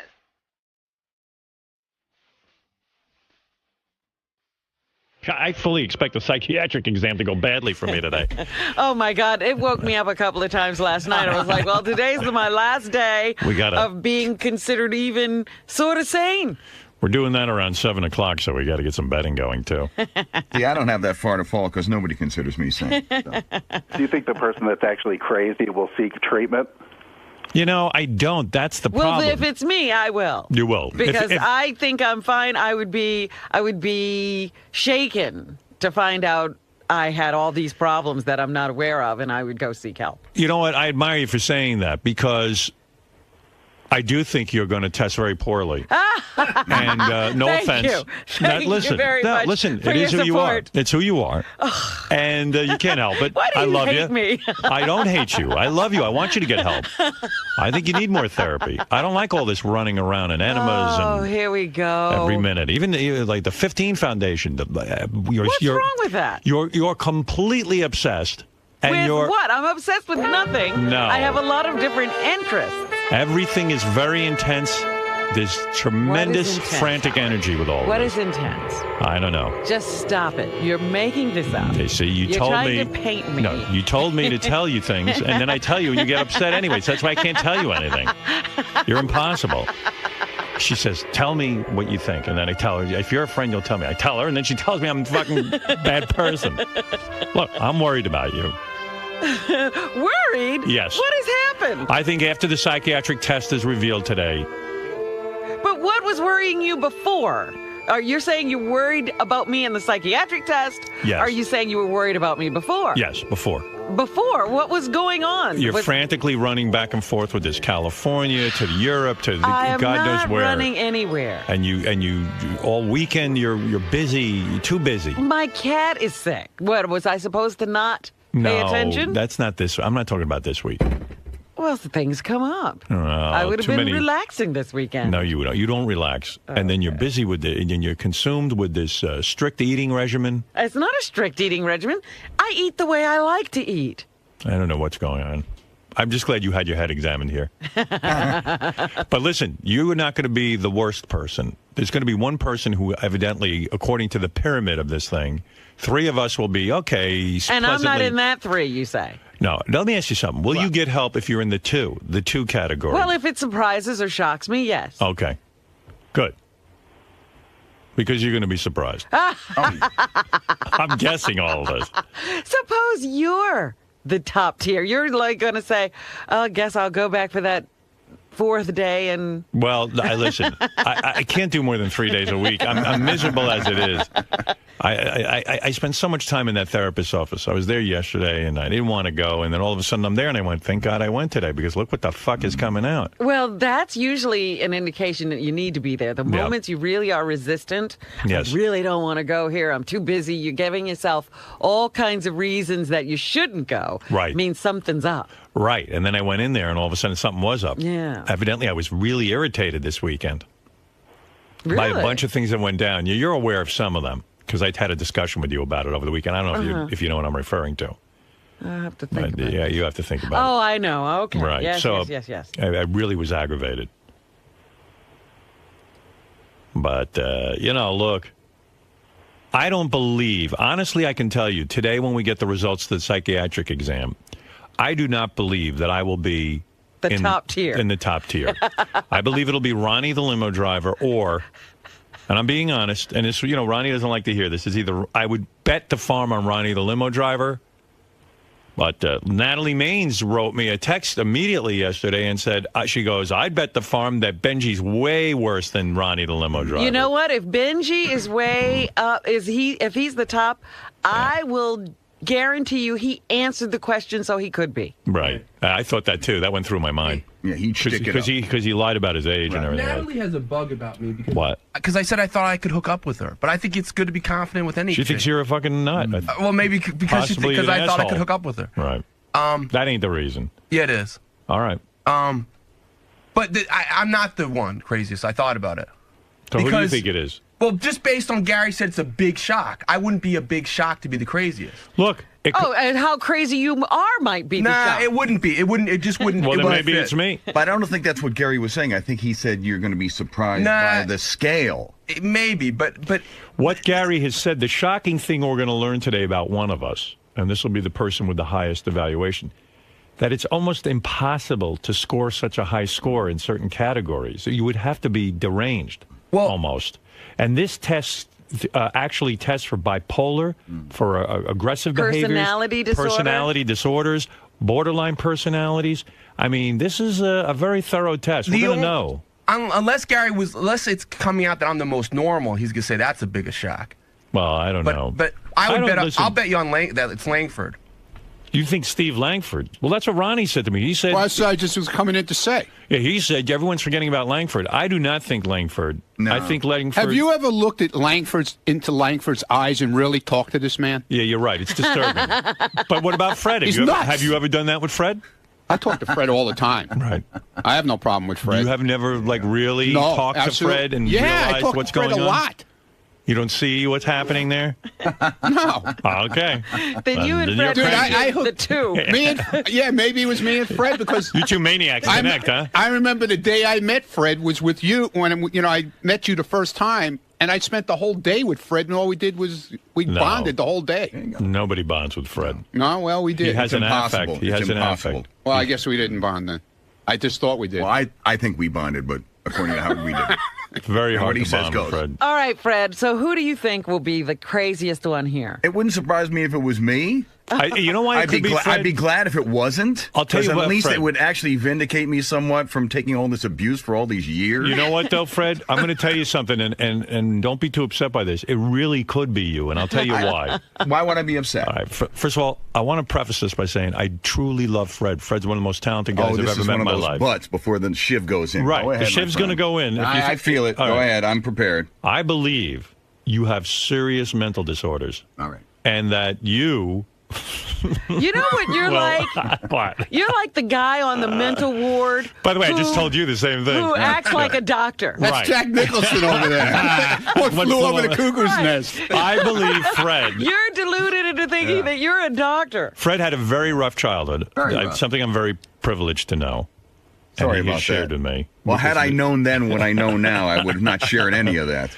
And he has certain personality quirks, I'll call them. That you know what I mean, Robin. Robin, I do the best don't with the leave me- cards that I was dealt. Don't leave me hanging here. You know Fred's peculiar, please, you right? You both sit around a fire and you stick pins in the Fred doll. And like when I'm not in the room, that doesn't happen. Not with me. She's here. Wait. Don't bring in a lady yet.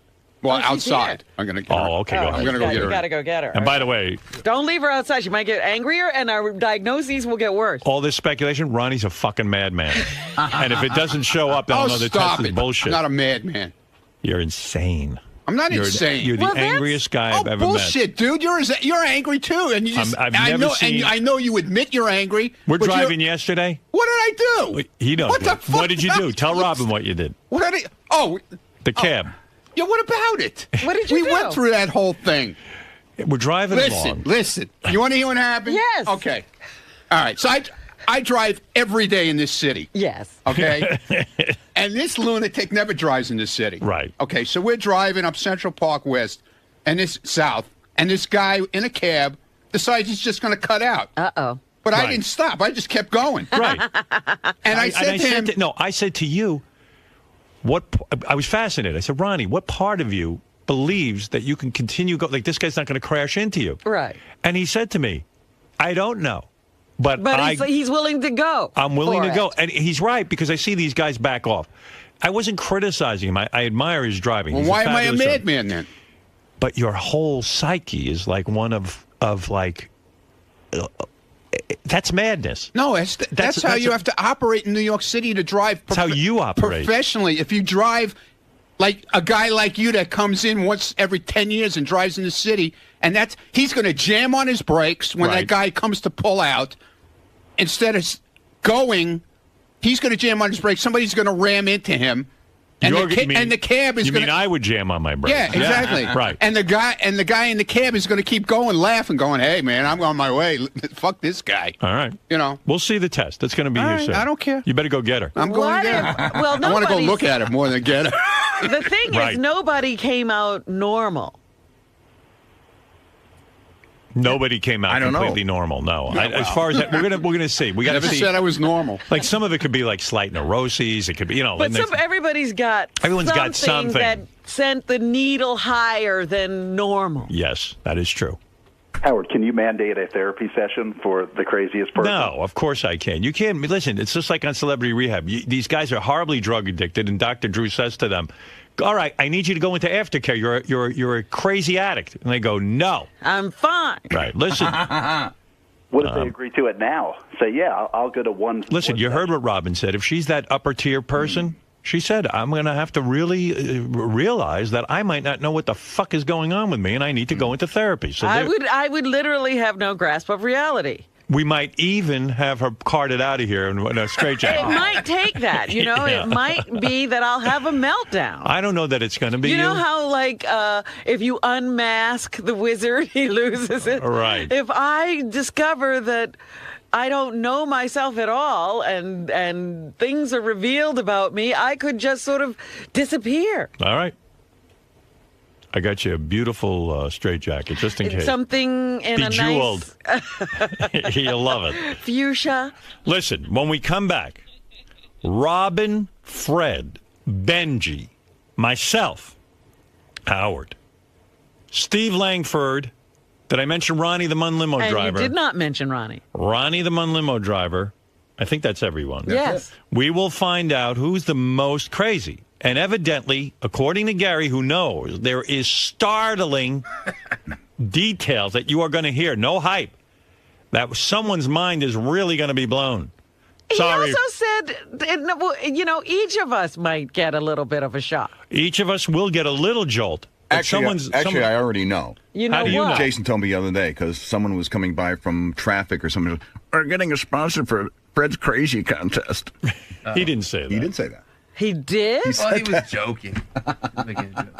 It probably is you mental It is me. Come on. Yeah. I never said that. Yes, you did. Bring the girl down. Well, anyway. Yes, you did. Maybe Fred hears things as well. Yeah, I'm hearing things, so this will bear it out. When we come back, I would like to bet a little dough. All right. I have my feelings on who's the craziest. I'd like to make a little money at it. Go ahead. Since I dropped a fortune on the IQ test.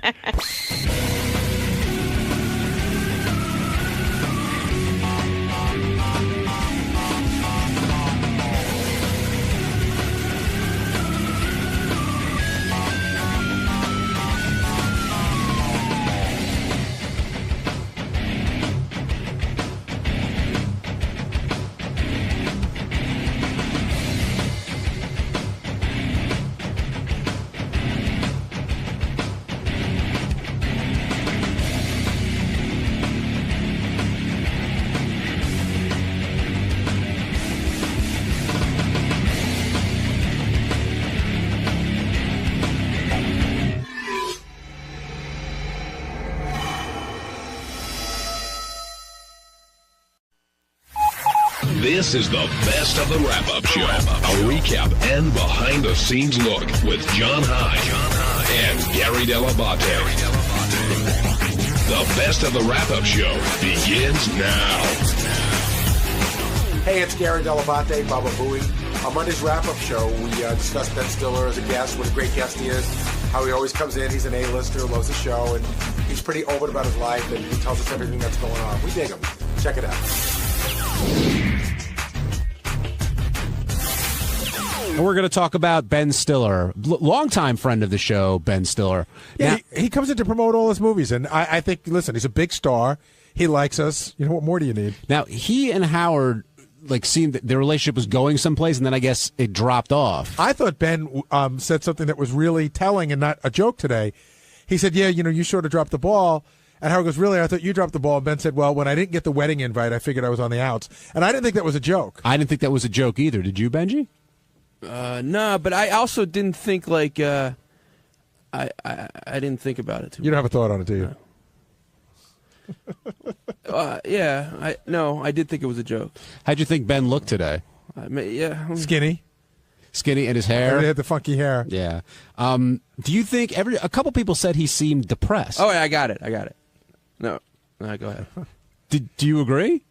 I don't know. That's sort of his demeanor. He's sort of like the gets beat up, but he's a good guy. I mean, it's almost like the character in his movies. But he seemed a little downtrodden today. Well, considering all his success, and he's been tremendously successful in movies, do you think he's a humble guy? I mean, is that a fair way to put it? Yeah, I mean, you can be humble, but when they said that, when Ben said he doesn't know how many movies he's been in that have cracked 100 million, I was not buying that. I mean, you can be humble and still know that, because when you want to go in to negotiate a contract, I'm pretty sure you got to know what that is. And today, I know he was promoting Night in the Museum, the next movie, but a lot of talk was about Tropic Thunder and the balls it really takes to make a movie like that. I think he's really proud of that movie, as well he should be, because he's made some funny movies, but there's some people who go, oh, he makes light comedy, and that was a ballsy movie.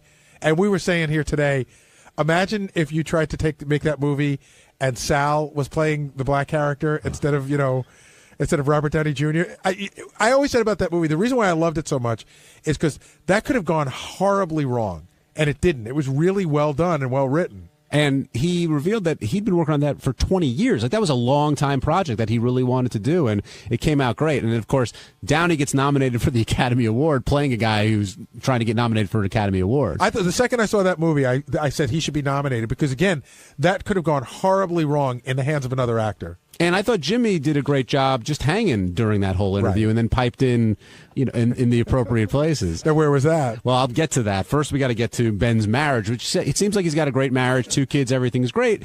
But he was very honest. He said, all marriages have ups and downs. And, of course, immediately it's like, what do you mean ups and downs? And then Howard brought up the Neil Patrick Harris thing, which, if you missed it, clip number 2, Ted, here's, this explains it. Neil Patrick Harris. I was be it down. He'll be one of the said downs. he never had sex with a woman. He had sex with your wife. Well, now, And- I don't know if there actually was, he says it was coitus. You might not even know what that is. And he said It was grosses. He said, I knew then I was gay because if this is one of the most beautiful women in the world. If I can't get excited over her, Well, he must have been then I must be excited. gay, right? That's what he said. Yeah. Now, did you? He Now, what do you think of this? I'm, I don't know what to think of it. I mean, I don't know if it's a compliment, if I it's think it a is. backhanded, whatever. I don't know. I'm happy that he's happy with his own sexuality. Had she I'm glad that told he's figured you? it out. Did she break Had the she news told to you? you that she I knew had that they had dated. Ah, I mean, okay. I never delved in for the Right, details. right. What do you say to that? So he's finding out for the first time today that Neil Patrick said that on our show? No, he was aware of it, he said. He was aware that they dated. No, he was aware of what Neil Patrick Harris said when he came in. But still, how do you have that conversation with your wife? Or you don't even have that Well, conversation. first of all, do you want to hear about any of the dudes that your wife banged before she met you? No. Okay. Then, do you want to hear about the gay dude she banged who's like this really gay guy now? No. But again, Ben knows what he's getting into when he walks into the Howard Stern show, and he rolls with things very well. The other thing he didn't want to talk about was Owen Wilson. And this is after talking about a bunch of different things in his personal life. But it seemed like Owen Wilson's attempted suicide was just hands off. Well, they're really good friends. He probably doesn't want to talk about it, but he's like, I'm not going to talk about this, and he started to talk about it, and then it got really crowded in there, and he reeled back on it. But, I didn't think Howard was that out of line. He's sort of like, hey, you're directing a movie. You got just your life's work. It's a movie you worked on for 20 years. What do you do when a guy drops out? Did you think that question was out of line, Benjy? No, not at all. And I didn't think. I thought Ben didn't handle it in a really good way. Like, I think he should. If he doesn't want to talk about it, it's okay. I would respect that. But it just he made it like it was this horrible thing that it made. Well, the it guy tried to uncomfortable. kill himself. No. That's horrible. But it's not crazy that Howard would say, like, how do you handle a situation like that? Yeah, I think everybody's nervous when Howard brings up stuff like that. But I thought the question was a legitimate question. He probably said, hey, you know what, man? He's a great guy. We got somebody else for the movie. It was a tough time, and, we moved on. Hey, it's Sal Governale, and on Tuesday's wrap-up show, we discuss one of my screw-ups in the Bob Levy spelling game, and then somehow the conversation went over to Robin and her talking too much. That was my opinion. That was constructive criticism. And after you see what I have to say, I think you're going to agree with me. So check it out.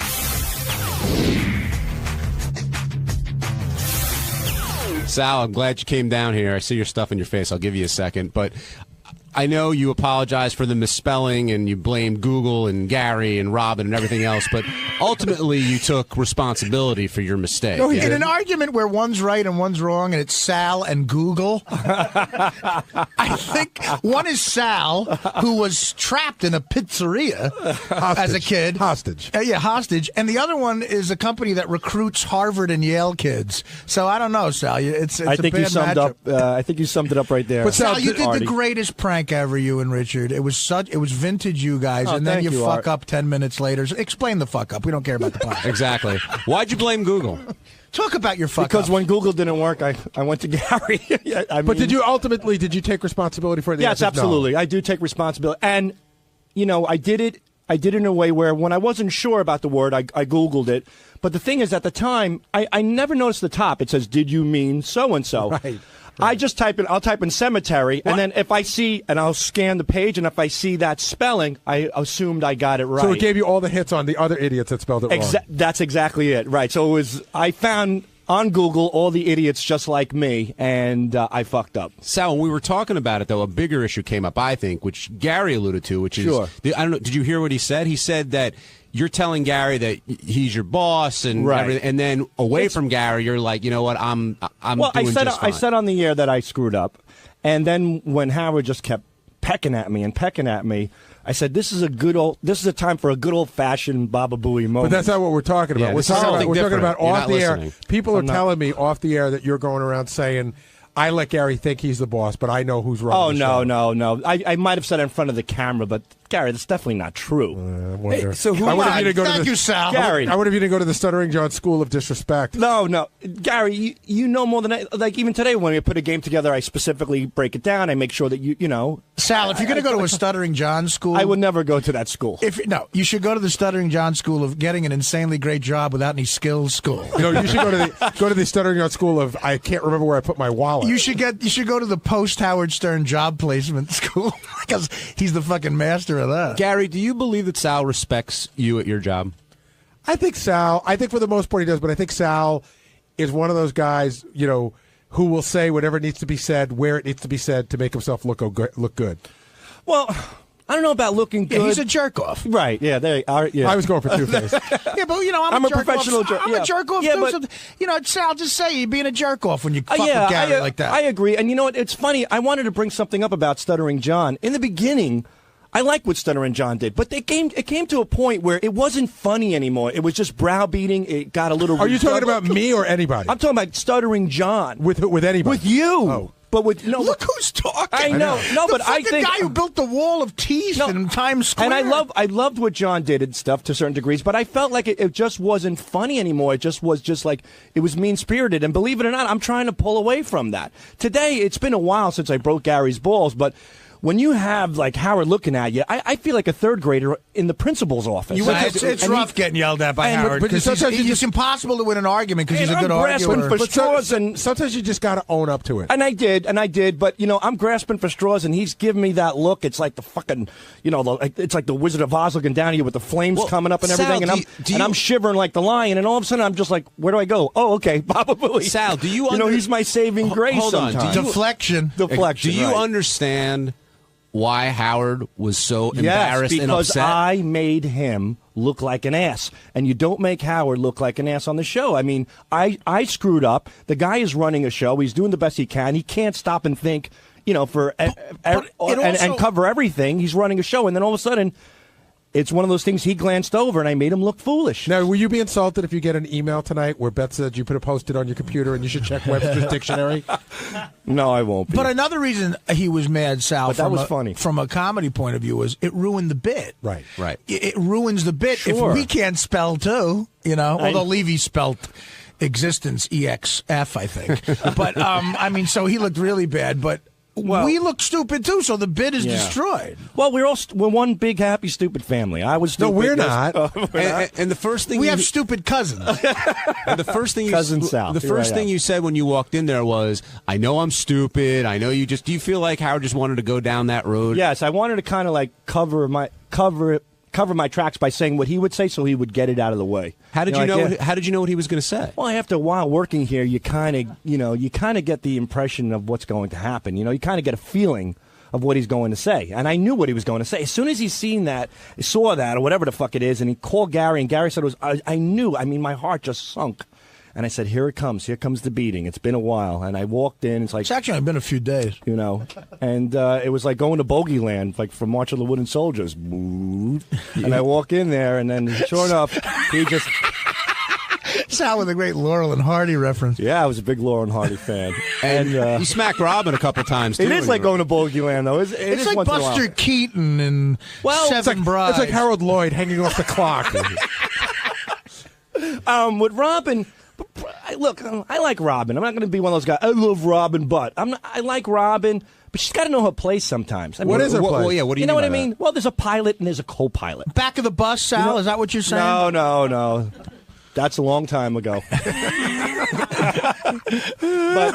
But what is it? You mean, in other words, Not Howard's a long pilot? enough, Sal. Howard's a pilot. She's got to sort of pipe down. In certain cases. But like what? Like a case like where Howard's browbeating you? Right. No, there's a time to speak. There's a time not to speak. Are you saying Robin's interrupting a lot? I'm surprised the bottom of Robin's sneakers are not on Howard's tongue. She steps on them so fucking much sometimes.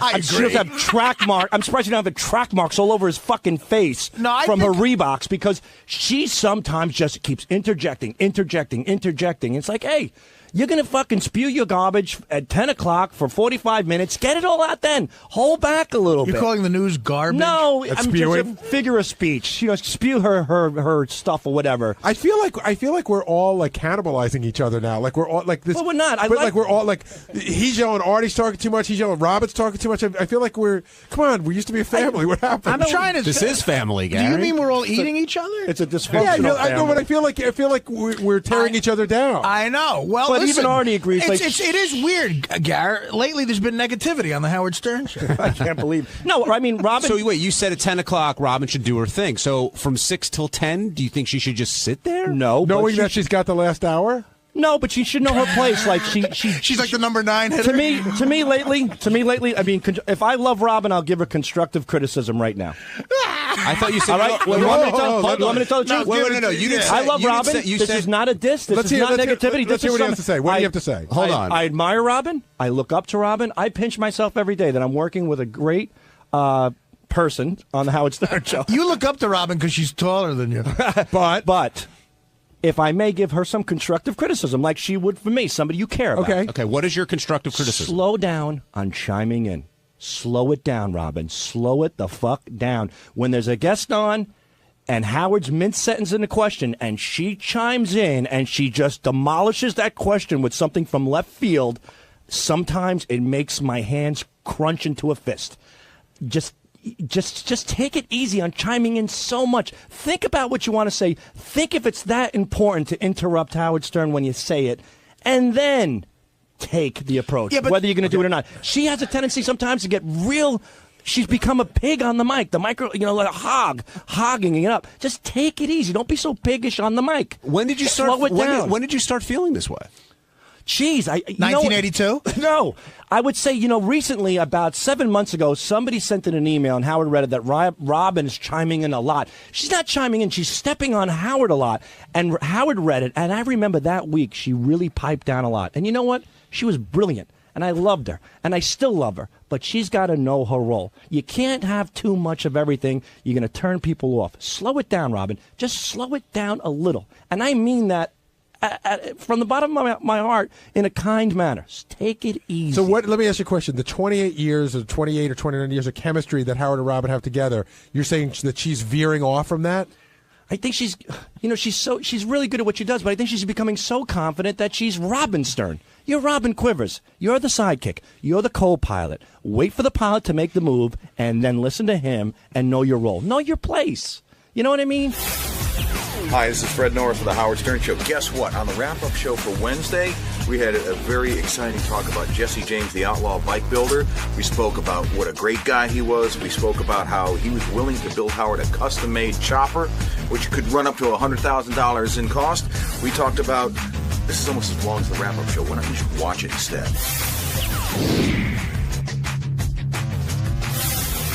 Our in-studio guest today was the only Jesse James. And did you know a lot about Jesse James coming into this, Gary? Knew nothing about him. Really? In fact, I mean, here's what I knew about him.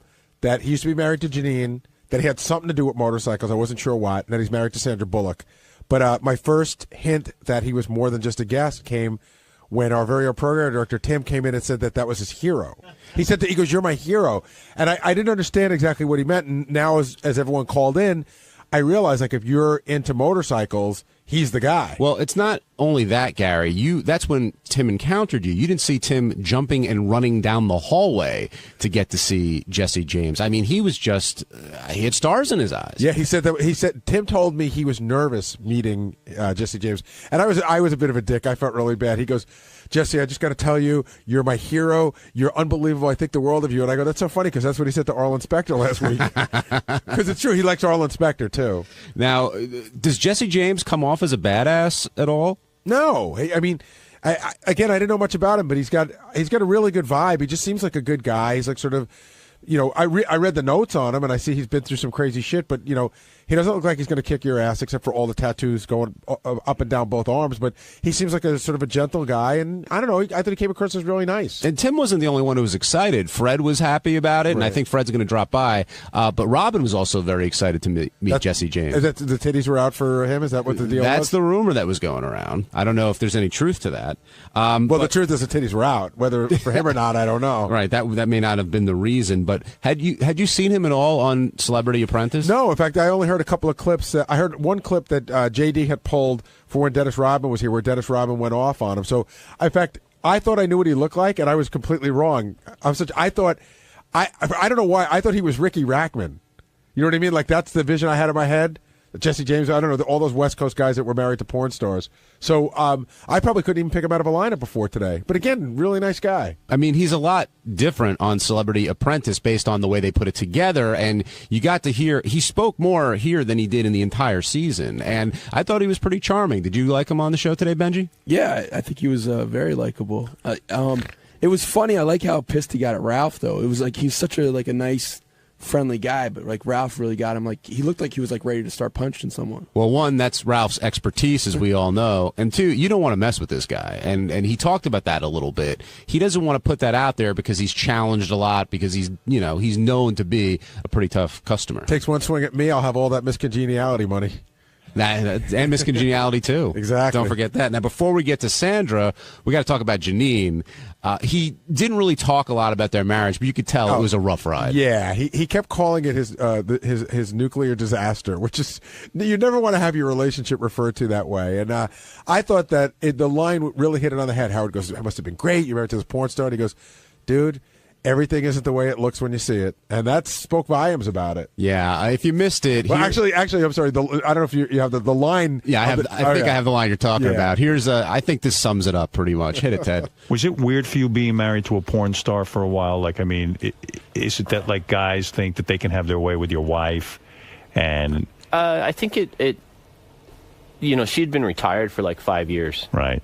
And so it wasn't really like on the tip of your tongue, it wasn't like she's a current huge star, it was like over in the past and she was changing. But then, I think it's harder for her to be in that kind of spotlight, Would you recommend that a guy marry a porn star, or do you think that they have too many problems that it's just too much of a thing to overcome? Just buy the DVD. Just buy the DVD. Yeah, don't even go there. Just buy the DVD. Yeah. Okay. It's better to beat off. That was a line. Yeah, that pretty much sums that up. And were you surprised when you learned that he was married, not today, but in the past, when he was married to Sandra Bullock? That kind of came out of nowhere, and that relationship seems to have stuck for a little while. You mean surprised that they ever got? I mean, at the beginning, again, I'm as guilty as anybody. You don't know anything about people, and you just see them in the tabloids, and you see this guy that used to be married to Janine, who's some biker dude. You see him and Sandra Bullock together, and you go, oh, it must be Sandra Bullock's like, sort of fling, her wild fling. Certainly they can't really like each other, but I don't know anything about him, and it turns out that they really love each other. Yeah, even he said she figured he'd be a bigot, he'd be this and that, and they ended up doing pretty well together. And Howard found out a lot about how they carve up their finances as well. I think Howard probably got more out of him than he's probably done in any interview. And he even said at one point, he goes, when Howard asked about the sex, he goes, dude, I'm going to stop. I've already said enough. Now, he also gave advice about how you have to listen to girlfriends and your wife, and he's talked about going gardening, and that's the greatest idea I've ever heard. Right, but he said it in such a sarcastic way, as if you have to be really not sincere and go, honey, gardening's great. And he let's go to. They don't have kids together though, right? He's got his own kid with Janine, but him and Sandra don't have kids together. I don't think so. Yeah, so that it's easy to pretend to want to go gardening. That's true. Paul in Philly, you're on the wrap-up show. Hey, how you doing, guys? Good, Paul. How are you? Great. Listen, I just wanted to tell you, I thought Jesse was really good today. You could tell it's like two different guys. I watched a little bit of that Apprentice, and it's like very uncomfortable there. And in the studio, he just seemed like he was at home, with you guys. Yeah, he said, I got to tell you, he told me in the green room, and he said it when he first walked in, too. He said he was extremely nervous about coming on. He'd done 60 Minutes on all these other shows, but to him, Howard was like a different level, and he was very nervous about coming on. Yeah, it just seemed like, he really hit it off with you guys. He was really happy to be there. You know? Yeah, good guy. Good guy. Do you think people can appreciate a guy like Jesse James because of what he does? I think initially you hear, oh, he makes bikes, and he's a so he hardworking- just makes bikes. You know what I mean? Like, again, I don't know much about motorcycles, and this much what I'm about to say I learned from Fred. And Fred will talk in a minute because he just showed up.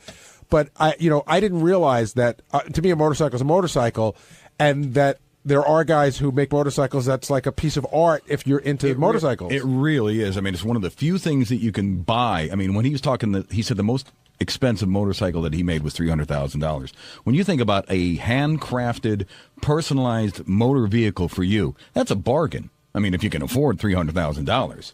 That was the other great part of the show this morning was when he offered Howard a bike, to make Howard a bike, and Howard said, first of all, listen, I could buy my own bike. There are million, Tim came to my office and started jumping up and down again and going, I can't believe he's not going to take the bike. Why won't he take the bike? He's got to take the bike. Tim was very excited out there. What he should do is he should get a Howard wig and go up to him and say, I was just kidding out there. I mean, I really want the bike. Now send it to Tim's address. Now, Fred, you're an expert in this field. I don't know about an expert, but you're knowledgeable. There. Knowledgeable. How Somewhat. good is Jesse James at what he does? He's definitely one of the top 5 bike builders that there are around. I mean, somebody brought up Indy and Larry today. Rest in peace. He was one of the greats too. And there are guys that are like that. And I really think it's like the last frontier in terms of like customized cars and bikes and things like that. People don't customize cars that much anymore because I think they all look the same and they all look like jelly beans. But at least with a motorcycle, it's like the last frontier. It's kind of like being a cowboy. Now, that Orange County Choppers, are those guys just an interesting show, or are they really good motorcycle makers? You know what? The jury's out on them. The real aficionados of bike building, they poo-poo them. And I'm one of the few people that doesn't, because I think anybody that brings bikes into the collective consciousness of the United States and makes them more acceptable and makes them appealing to the masses. That was one of the things that Jesse was talking about this morning. When you're riding in traffic, people have no respect for motorcyclists. I mean, they barely have enough respect for other cars. Well, I think but when you're on a motorcycle, you're very vulnerable. I don't know why this pisses me off. I'm always very respectful. Like a motorcycle guy, if he's in front of me, I like to be very far behind because I always think if he falls, I don't want to run him over. Right. The thing that always pisses me off about a motorcycle guy is when he goes between cars. Something, I agree with that. And I think in New York State, I mean, there's certain places in the country where I think that's legal.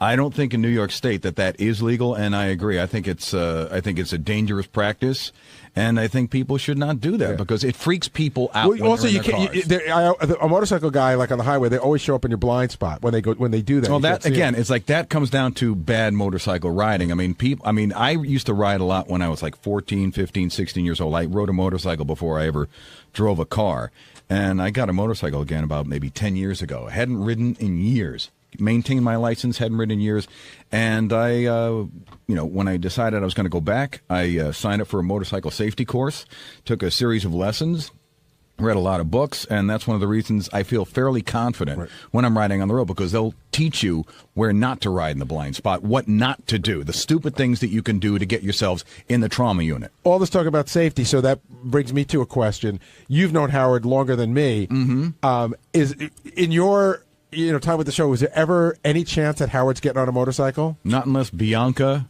and Beth were like being held for ransom or something. There's no way that he would do it.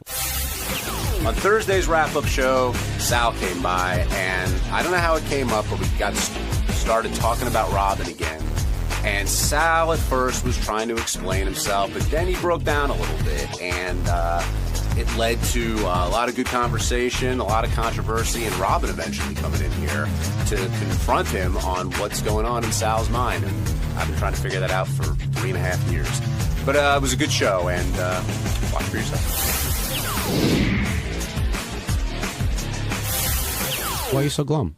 I'm not glum. Just waiting for my beating. You seem glum. I'm on beating. standby. Why do you say that every time? I'm waiting for my beating. Because whenever I express myself on this godforsaken shithole, I get ripped apart the next day. No, I do. And you know what? I'm going to. Maybe this is a good thing. What are we talking about here? Are we talking about the game, or are we talking about how you verbally attacked Robin? Which godforsaken shithole are you referring to? Okay, I know I attacked Robin. I didn't view it as an attack. I knew I attacked Robin. I didn't view it as an attack. It came off as an attack. Well, how would you view it? In other words, As giving, without being, you just said, I know I without attacked. being redundant, it was constructive criticism that she took personally. And I know a lot of people feel that way, and I'm sorry. I'm sorry that I offended Robin. That wasn't my intent. But, you know, if somebody else gave criticism, it wouldn't be as bad. I always have to be the guy that stepped on in See, the that's end. not true. That's wrong. That's just not true. No, it is. It's true. It is. Because I'm the only one. I'm the only one who gave Robin good advice, as far as I'm concerned. No, you're the only one that gave her and that advice, and you think it's good advice, and that's you could think that. But you don't. You're not better than me, Gary, to tell me. I'm not saying I'm better than you. I'm saying you don't have the ability to recognize that you took a solid 10 minutes on the wrap-up show to talk about how Robin is literally single-handedly fucking up the show, and it's your opinion that she's fucking up the show, and we don't say a word, and we let you say whatever you want, and you don't have the ability to think that she might be offended by that. Well, you interpret it as me saying she fucked up the show. I said I would prefer if she just slowed down a little bit. And that's what I really said. Slow down. Know your place. Right. Slow the fuck down. And that's it. And then it just turns to this whole... So, you know what? I'm not going to express my opinions anymore on you guys. Because when I do, everybody gets into a tizzy. Everybody gets all upset. It's not worth it. Actually, you probably get called on the carpet about 1 out of every 10 times you express your opinion, because you express your opinion a lot. But but seriously, when you were talking, did it not hit you in the head that Robin might not appreciate that? Were you surprised when Robin grabbed you in the hallway? I lost a little sleep the night before. Did she just? It started hitting me like, oh boy, I wonder how she's going to interpret this. You know, I hope I didn't. I felt bad about it. I thought it was a But little. why would you feel bad? It's just I an was opinion. a little harsh, but it's an because- opinion. but It wasn't this- an attack. It was tough love. Right, like when you said that Howard's tongue had Robin's feet mark on it, like was that? It's got a Reebok mark. Well, Right, that- Reebok mark. Yeah, was that- Sometimes you have to paint the picture to get your point across, and I felt at that moment that was the case. And I have no ill will towards Robin. She told me to fuck off. God bless her. Whatever Sal, she wants. I'm sorry to interrupt you, but what happened? She just grabbed you in the kitchen and said, "Fuck off." She was in the kitchen. Or did you say something to her first? Like, did you say, "Hey, I love you"? Or no, I "How's it didn't say, "Hey, I going?" love you." Hey, Robin, listen about She that said, you suck thing. I said something like, "Hello, Rob." She's like, "Should I say hello back, or would I be talking too much?"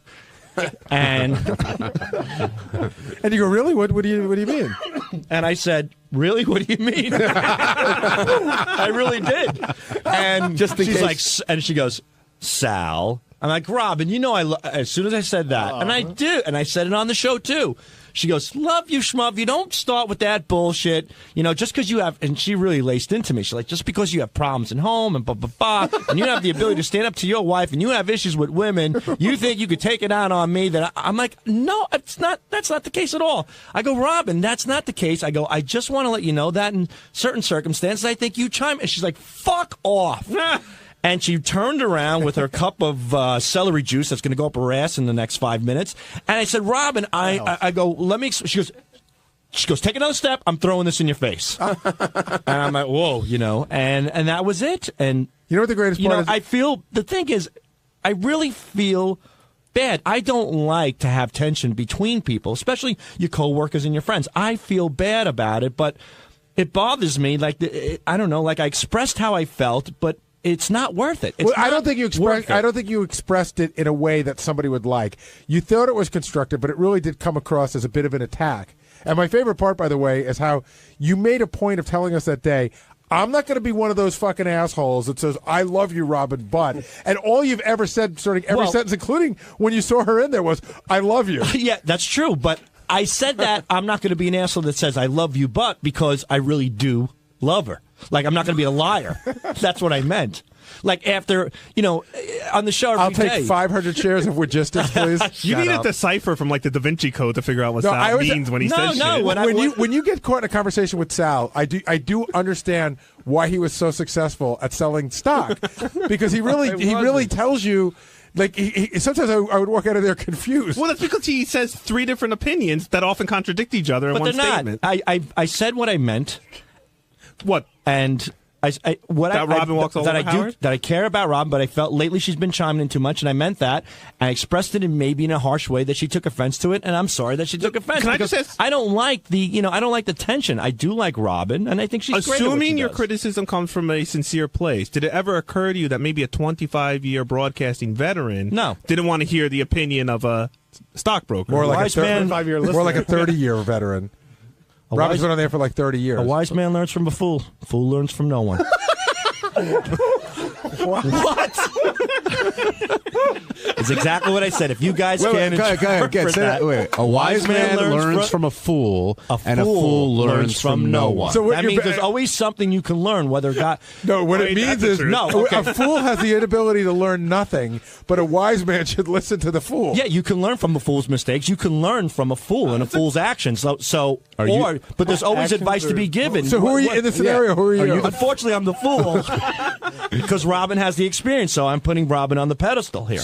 But she can learn. So you can always learn something. But I'm just saying it was unsolicited. Hey, like if she had come to you with a does friend Richard and Roper said, have the right to tell somebody how to direct a film? No, but he could critique it. Yet he has no experience in that field. But I have experience. You're at not least a but little you- bit, not as much as Robin. Technically, you're not here to critique. I'm Richard's not. hired to critique. That's and a that big goes difference. back to my first statement. I'm done giving my opinion and critiquing. Oh, put the $1,000 on the table right now. There's no way you're done.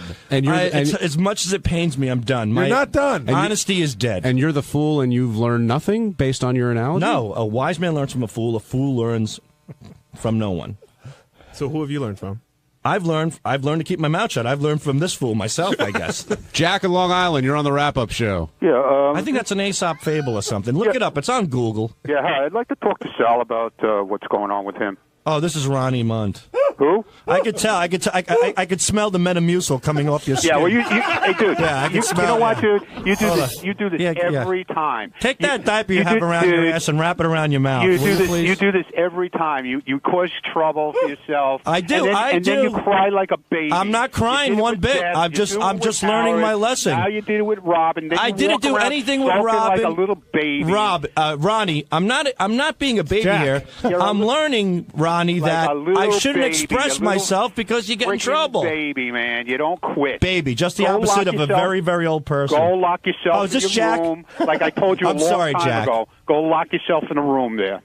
Ronnie, I'm sorry, Ronnie, that you have to ride my coattails for attention, but your point is I am just, not riding your your point coattails is just for attention. worthless. It's just No, stupid. my point is so right. No, it's not Because right. you do this I every expressed time. myself about Robin. Robin got upset. I'm upset that she's Who the upset. It's hell not. are you? Who It's are not you? worth it. Who are you to express yourself about Robin? And who are you to tell me what I should and should not do? Because you don't. You're hired here to be a writer. And or you're whatever the hired hell to you be are. Howard's driver, so Right, shut the fuck up exactly. and drive. I do. What are you man. doing calling in on a show? I'm waiting for him. I'm busy. All right, so wait. Whoa, settle down, everybody. Now- Jesus now- Christ, now- this guy. Hold on, Stupid Sal. Wait a asshole. second. You're a stupid asshole. Now, Jack, doesn't Sal have the right to express his opinion? No, not. Why should he? Who is he? I mean, Nobody. if he's asked a question, he's simply But answering it. nobody asked him to make it give opinion on Robin, whether she should talk more or talk less. Who is he?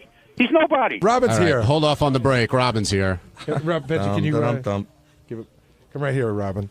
So, I'm in the hall and people just keep telling me stuff about Sal saying various things. Why is this still going on? Well, didn't you have your say? I said heard I felt bad. No, he's not. He hasn't been degrading you. What he's saying No, is, but he doesn't. said he was delivering a communication. I got it. He doesn't. We were asking him how he could go off for 20 minutes and give his opinion. I put in quotation marks, and I said, "Did you not think that it might come back to bite you?" And he goes, "No, not really. I really." Well, when somebody said Sal didn't understand, I said he could stop there. He doesn't have to put anything after that sentence. Sal doesn't understand anything. That's true. Just say that. I don't understand. I don't understand. I would egg you on, Robin, but right before you walked in, Sal's like pretty much on suicide watch right now. No, I'm not. Ronnie told me that Sal said he's losing sleep. I said, you shouldn't tell me that. Yeah, because we feel bad. So, Robin, did you take Sal's advice to heart? Oh, shut up, John. Do you really think I would take Never. Sal's advice for anything? No.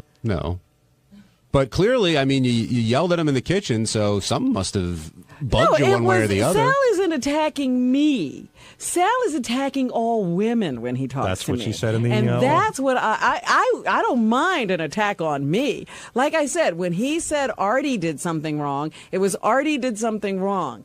When he says, something to me, it's like, know your place. Well, where would my place be? This week in Arizona. Howard's at the window. He sees Robin talking to Sal, and he's got this quizzical look on his face like, should I go in there? And then he just left. He's like, so what would your advice to Sal be? I don't have any advice for Sal, because if I try to give Sal advice, because quite frankly, when I was talking to him on the air, I was trying to explain to him what a Google search is, which I don't think he understands. And I got, know your place. Shut up. Stop piping up over there. So I can't give Sal advice. Robin brings up a good point. Like, when you fight with Artie, why don't you tell Artie to know his place? Because Artie threw a CD at my eyeball. Are you still angry at him, Robin? I'm not angry at all. not I didn't angry even at know me. this was going on. And people are telling me. I said, but the worst thing to tell me is that I made you lose sleep, because I'll keep you up the rest of your life.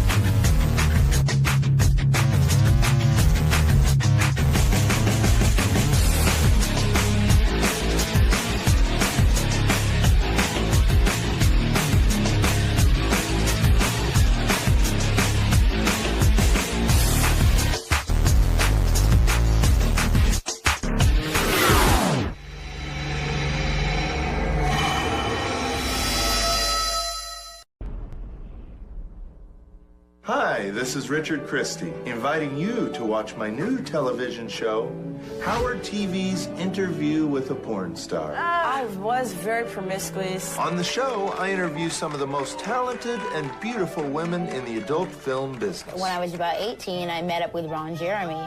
You and I both know that not all artists work with oils, watercolors, or clay.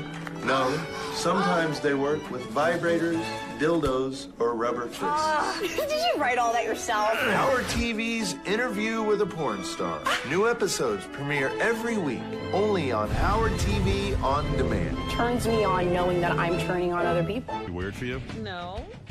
There was a lot of shit went down. No shit went down. You want to freshen up? I'll take a break. No shit went down. When is the last time you spoke with him, Robin? When was the last time I spoke with him? The other day. Oh, really? Yeah. Oh, okay. So it's not going to be that weird. It's not going to be weird at all. When's the last I time- said he's got to stop returning to this show and just start doing the show again. Every time he comes here, it's a return. Right. He's got to start doing the show. When is the last time you saw him? A couple of months ago. All right.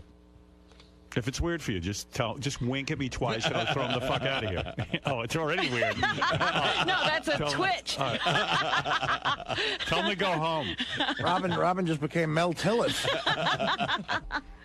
You know what we ought to do? Let's put a poster of that 25-year-old behind Oh, why don't you stop? you. Yeah, I bought one. Why don't you I took a picture of that stop? guy and blew it up. You should have given that to me. That would be some I could've Class A used it ball at breaking. home. Yeah. Well, he claims he's had sex since you. Okay. But does that hurt, or you're over him? No. You don't care. I want him to go live his life. You do. Yes. Have you lived your life? I'm living my life. So you've gone on, too, in terms of your sexual life. We're not discussing particulars, but I have gone on. Can you put 3 fingers up your ass? I don't think so. Well, George can. George loves it. I've been much too forthcoming, haven't I? No, George, you're wonderful. Oh, no. I'm taking my cue from you. No. You're one of the Wonderfully guys, honest. George. You're in a committed relationship. George, you're a man. You're allowed to do that. I am married. You should be able to freely discuss anything. This is the Howard Stern Show. All right, You don't I'll tell have to what. take a cue from me. Robin, you go freshen up. I'm going to go take a break. I'm just going to go say hi to Jim. No, I want you to don't say hi. No, I do want to say hi. I want you to see each other for the first time on Well, the air. that may be your desire, but it's not going to happen. Unless you bring him in right now. You better not break then. The whole thing is so funny because I told Jim, I said, listen, we're going to take a break. I'm going to shut the door because I just don't, I want you to see Robin on the air. And Jim looks at me in horror because now he's sure that we have some crazy thing said. And I said, I swear on the life of my kids, I just don't want you and Robin seeing each other. Why should what is that all about? Save it for the air. Am I wrong, Howard? Nothing to say for the air. Howard, am I off base on this? But there's nothing to say for the air. It's not like we don't talk to each other and we don't see each other. That's ridiculous. Why don't you lock Jim up in that cage with the dogs? There you go. Jim looked horrified, though. He thought for sure we had something wacky going on. Lock Jim up in that cage we built for Bigfoot. When Put him on the moon. Yeah. Let him get a piece of cheese and put the Playboy in there. All right, let me take a break. Robin, you freshen up. Freshen. And I love when they tell Anybody got those wipes? I love when they tell women to freshen up. What does that mean? Women have to freshen up. Powder. I'm gonna go freshen up. You look good today, actually. Did you make a special sort of effort to look especially good? Because you look really pretty today. Oh, okay. What did I do? What did I know. do differently? I don't know. You're glowing. I got a question for Robin. Before, Okay, here we go. Have you and Jim, like, is this thing choreographed, or is it, in other words, if you guys talked and say, we're going to talk about this, we're not going to talk about that, so everything's open? Yeah. All right. That you can ask. I don't know what you're going to get answered. I don't believe that. I don't either. You don't believe what? I believe at some point there was a conversation about what it would be like if he came back on the show. All right, I can show. We've only corresponded by email over the last couple of days. I can show you the email. There's been no correspondence. Let me see all the emails. All right. And the emails you write to Beth, too. I want to see those. I know you're at it. I know it was weird because Will tried to pre-interview Jim yesterday, and he said, "So what's up with you, Robin?" He goes, "I'm going to talk about that on the air." I got to He's talk like, to my lawyer we wouldn't even do the first. pre-interview. Did you enema yesterday? Did I enter? No. Did you empty out completely? Just in case. I got a full load on.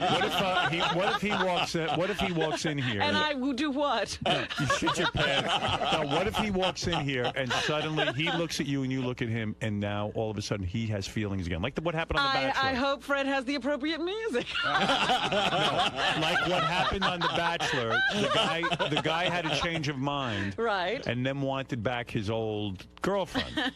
What if he wants you back? Will you consider it? What? Will you consider going back with him if he wants you? No. Are You'll your consider doors? it. Are your doors still open? My door is closed. Your door is shut. Tight. Did you deadbolt it? Yeah, would it be possible for him? You have to have a special security key. Could he jimmy the lock? I used the fire escape. You got in through the fire escape? I got in through the fire escape. Yeah, is there a back door, Robin, that he can crawl through? I think that I put alarms on all the windows and doors. All right, so it's really over. This is not going to be different. It's not like Artie and Dana's saga where suddenly he's introducing God, her. I hope not. Right. Well, Robin didn't enema, so we know she's full of shit. I'm Jim Florentine. I'm down here today because I have a new CD out, Terrorizing Telemarketers Volume 5, and a TV show, VH1 Classic. It's called That Metal Show, and it premieres Saturday, March 7th, 11 p.m. And they might ask me other questions. I'm not sure. Like what? You know, they might ask what happened to my neck, how come I'm wearing a gay turtleneck, and do I still live in Jersey? I think that's all I'll ask. Oh, there's nothing, no other questions? I don't think so. I mean, do you know something that I don't know? I don't know, it's kind of funny that you're standing next to that picture. Oh, they'll ask me pictures. They'll ask me pictures of Artie, I'm sure. That person over there? Oh, is that why you? That's why you position me here, you fuck. No. Yeah, okay, yeah. That's what you said. Stand next to Artie. I'm like, okay, fine. And then you go. And then when the camera's on, oh, look who you're next to. It's a good picture. Do you think they're going to bring this up at all? Now that you brought it up, they might. I won't say anything to them. All right, well, thanks, because I'm sure you have a big say in what's going to Howard's going to say in there. Oh yeah, of course. If you do, just go in there and say, look, he wants to just talk about his TV show. Okay, yeah, nothing better. Yeah, so let's see what kind of pull you have, because then when the interview's over, I'm going to say, look, they talked about it for 30 seconds, a TV show, so obviously you have no pull here. Yeah, I have no pull whatsoever. All right, so now I'm fucked. So let me go prepare, because they're going to ask questions about Robin. All right, man, good luck. Thanks. Jim Florentine came by to promote his brand new album, Terrorizing Telemarketers, Volume 5. He's got one of the funniest calls I've ever heard on here. I could see why you fell in love with him. I could see why Robin fell in love with you. That telemarketing one. Hi there. Jimmy, that, hey now, that Terrorizing Telemarketing new album you put out? The one where the guy's on the telephone pole and he's interrupting? Yeah. I can see why Robin dug you. With that kind of... What's the matter with you? You all right? Yeah, why? You nervous? Of course I'm nervous. Being around Robin? No, yeah. Well, yeah. To be What's here, that big yeah. Band-Aid under your chin? I was snowboarding and I messed up my neck. I cut up and stuff, and then I peeled the scab off too soon. It's infected, so I got to wear a Band-Aid for a couple weeks. Robin, good you broke up with him. Yeah. What's up, Jim? What's going on, Art? It's good to see you. Brother. Been a while. How are you, George? Is it true Nice to Robin meet you. hit you, punched you in the throat out in the green room? And that's why you... I disregarded one of her emails. It was the opposite, in our Chris Brown, Rihanna kind of thing. Yeah. I was Oh. the batterer. Oh, I believe that. You're Chris Brown. Not weird to see Robin. I know you two have been talking on the phone, but this is the first you've seen each other in a few months. Yeah. And She looks good. She does look particularly She looks good. I think she dolled up. Particularly good. She dolled Thank you. up. Like, I don't try to look good every day. There's something going on today. What did I do? Tell me what's different You're today. sparkling. You look really cute. The hairdo. What, I put on sparkles? Well, maybe she still loves you. Oh, maybe that's it. Because really, I don't know. I don't want it to be awkward. Robin swears it's not awkward for her, but You would hate it if it were awkward. Oh, it'd be terrible. Yeah, I know, right? When you look at him, Robin, do you remember the good times or the bad times? No, I'm looking at his eyebrows. There's something going on there. Really? You mean he doesn't look good to you? I'm not saying that. It just looks I guess like I don't have the eyebrows. eyebrows of a 25-year-old. Maybe he's a little bit too manly for me. Your eyebrows are darker than your hair. Maybe that's it. I don't know. Maybe. That's it. Yeah, there's something going on. Actually, Jim has a lot in common with a 25-year-old. On the day the 25-year-old was born, Jim did his first open mic. Jimmy, were you upset when it was announced Robin was seeing a 25-year-old? Well, yeah. Look, it sure hurt, you know, that she was dating him, but I just wanted to be happy if that's what she wanted. Oh, she wanted it. Oh yeah. Here we go. Listen to Howard. Let him tell you I the heard story. the guy was good looking. I didn't see a picture He of him. was but a good-looking guy. What are you Let going me to do? tell You know. Well, I don't know. It hurts, though, right? It did hurt, absolutely. Yeah. But what was I going What to do? can you do? Did you go out and get someone of your own? Not 25. Not No, but 57-year-old hooker. You had to go. No, seriously. What did you? I'm sure you did something in retaliation. That's the guy. No, it wasn't that. That's like high school stuff. So anyway, you, Jim. Thank you for the picture, but that's fine. Did you? What? So did you?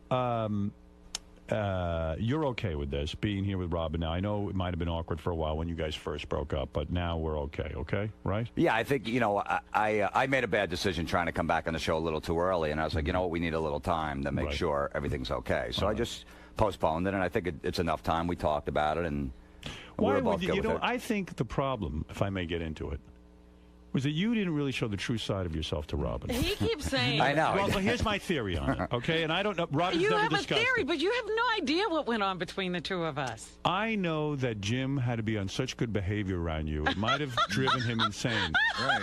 That Were you on good behavior? Yes. No, I mean, me and Rob were taking upper deckers all across the country. you never met his best friend Crackfinger. That's your best friend? He's definitely up there, yeah. And like, he's in the top three. Why didn't I ever meet him? Yeah, why? He just wasn't around, I guess, at the time. And Is that the case, or well, you he's were an acquired taste. He definitely is. You gotta. So you shielded me from him. Well, yeah, I gotta know somebody a little while before I bring Crackfinger around.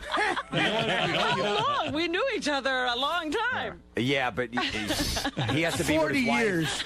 If he's with his wife, he won't stick his finger in his ass. So This guy, you know how this guy Crackfinger got his. You see, this. Let me make my point, and I think you'll agree with me. This guy Crackfinger, who's Jim's best friend, Okay. they go to a party, people get drunk. Crackfinger waits for them to all pass out drunk. He takes his finger and sticks it up his own asshole.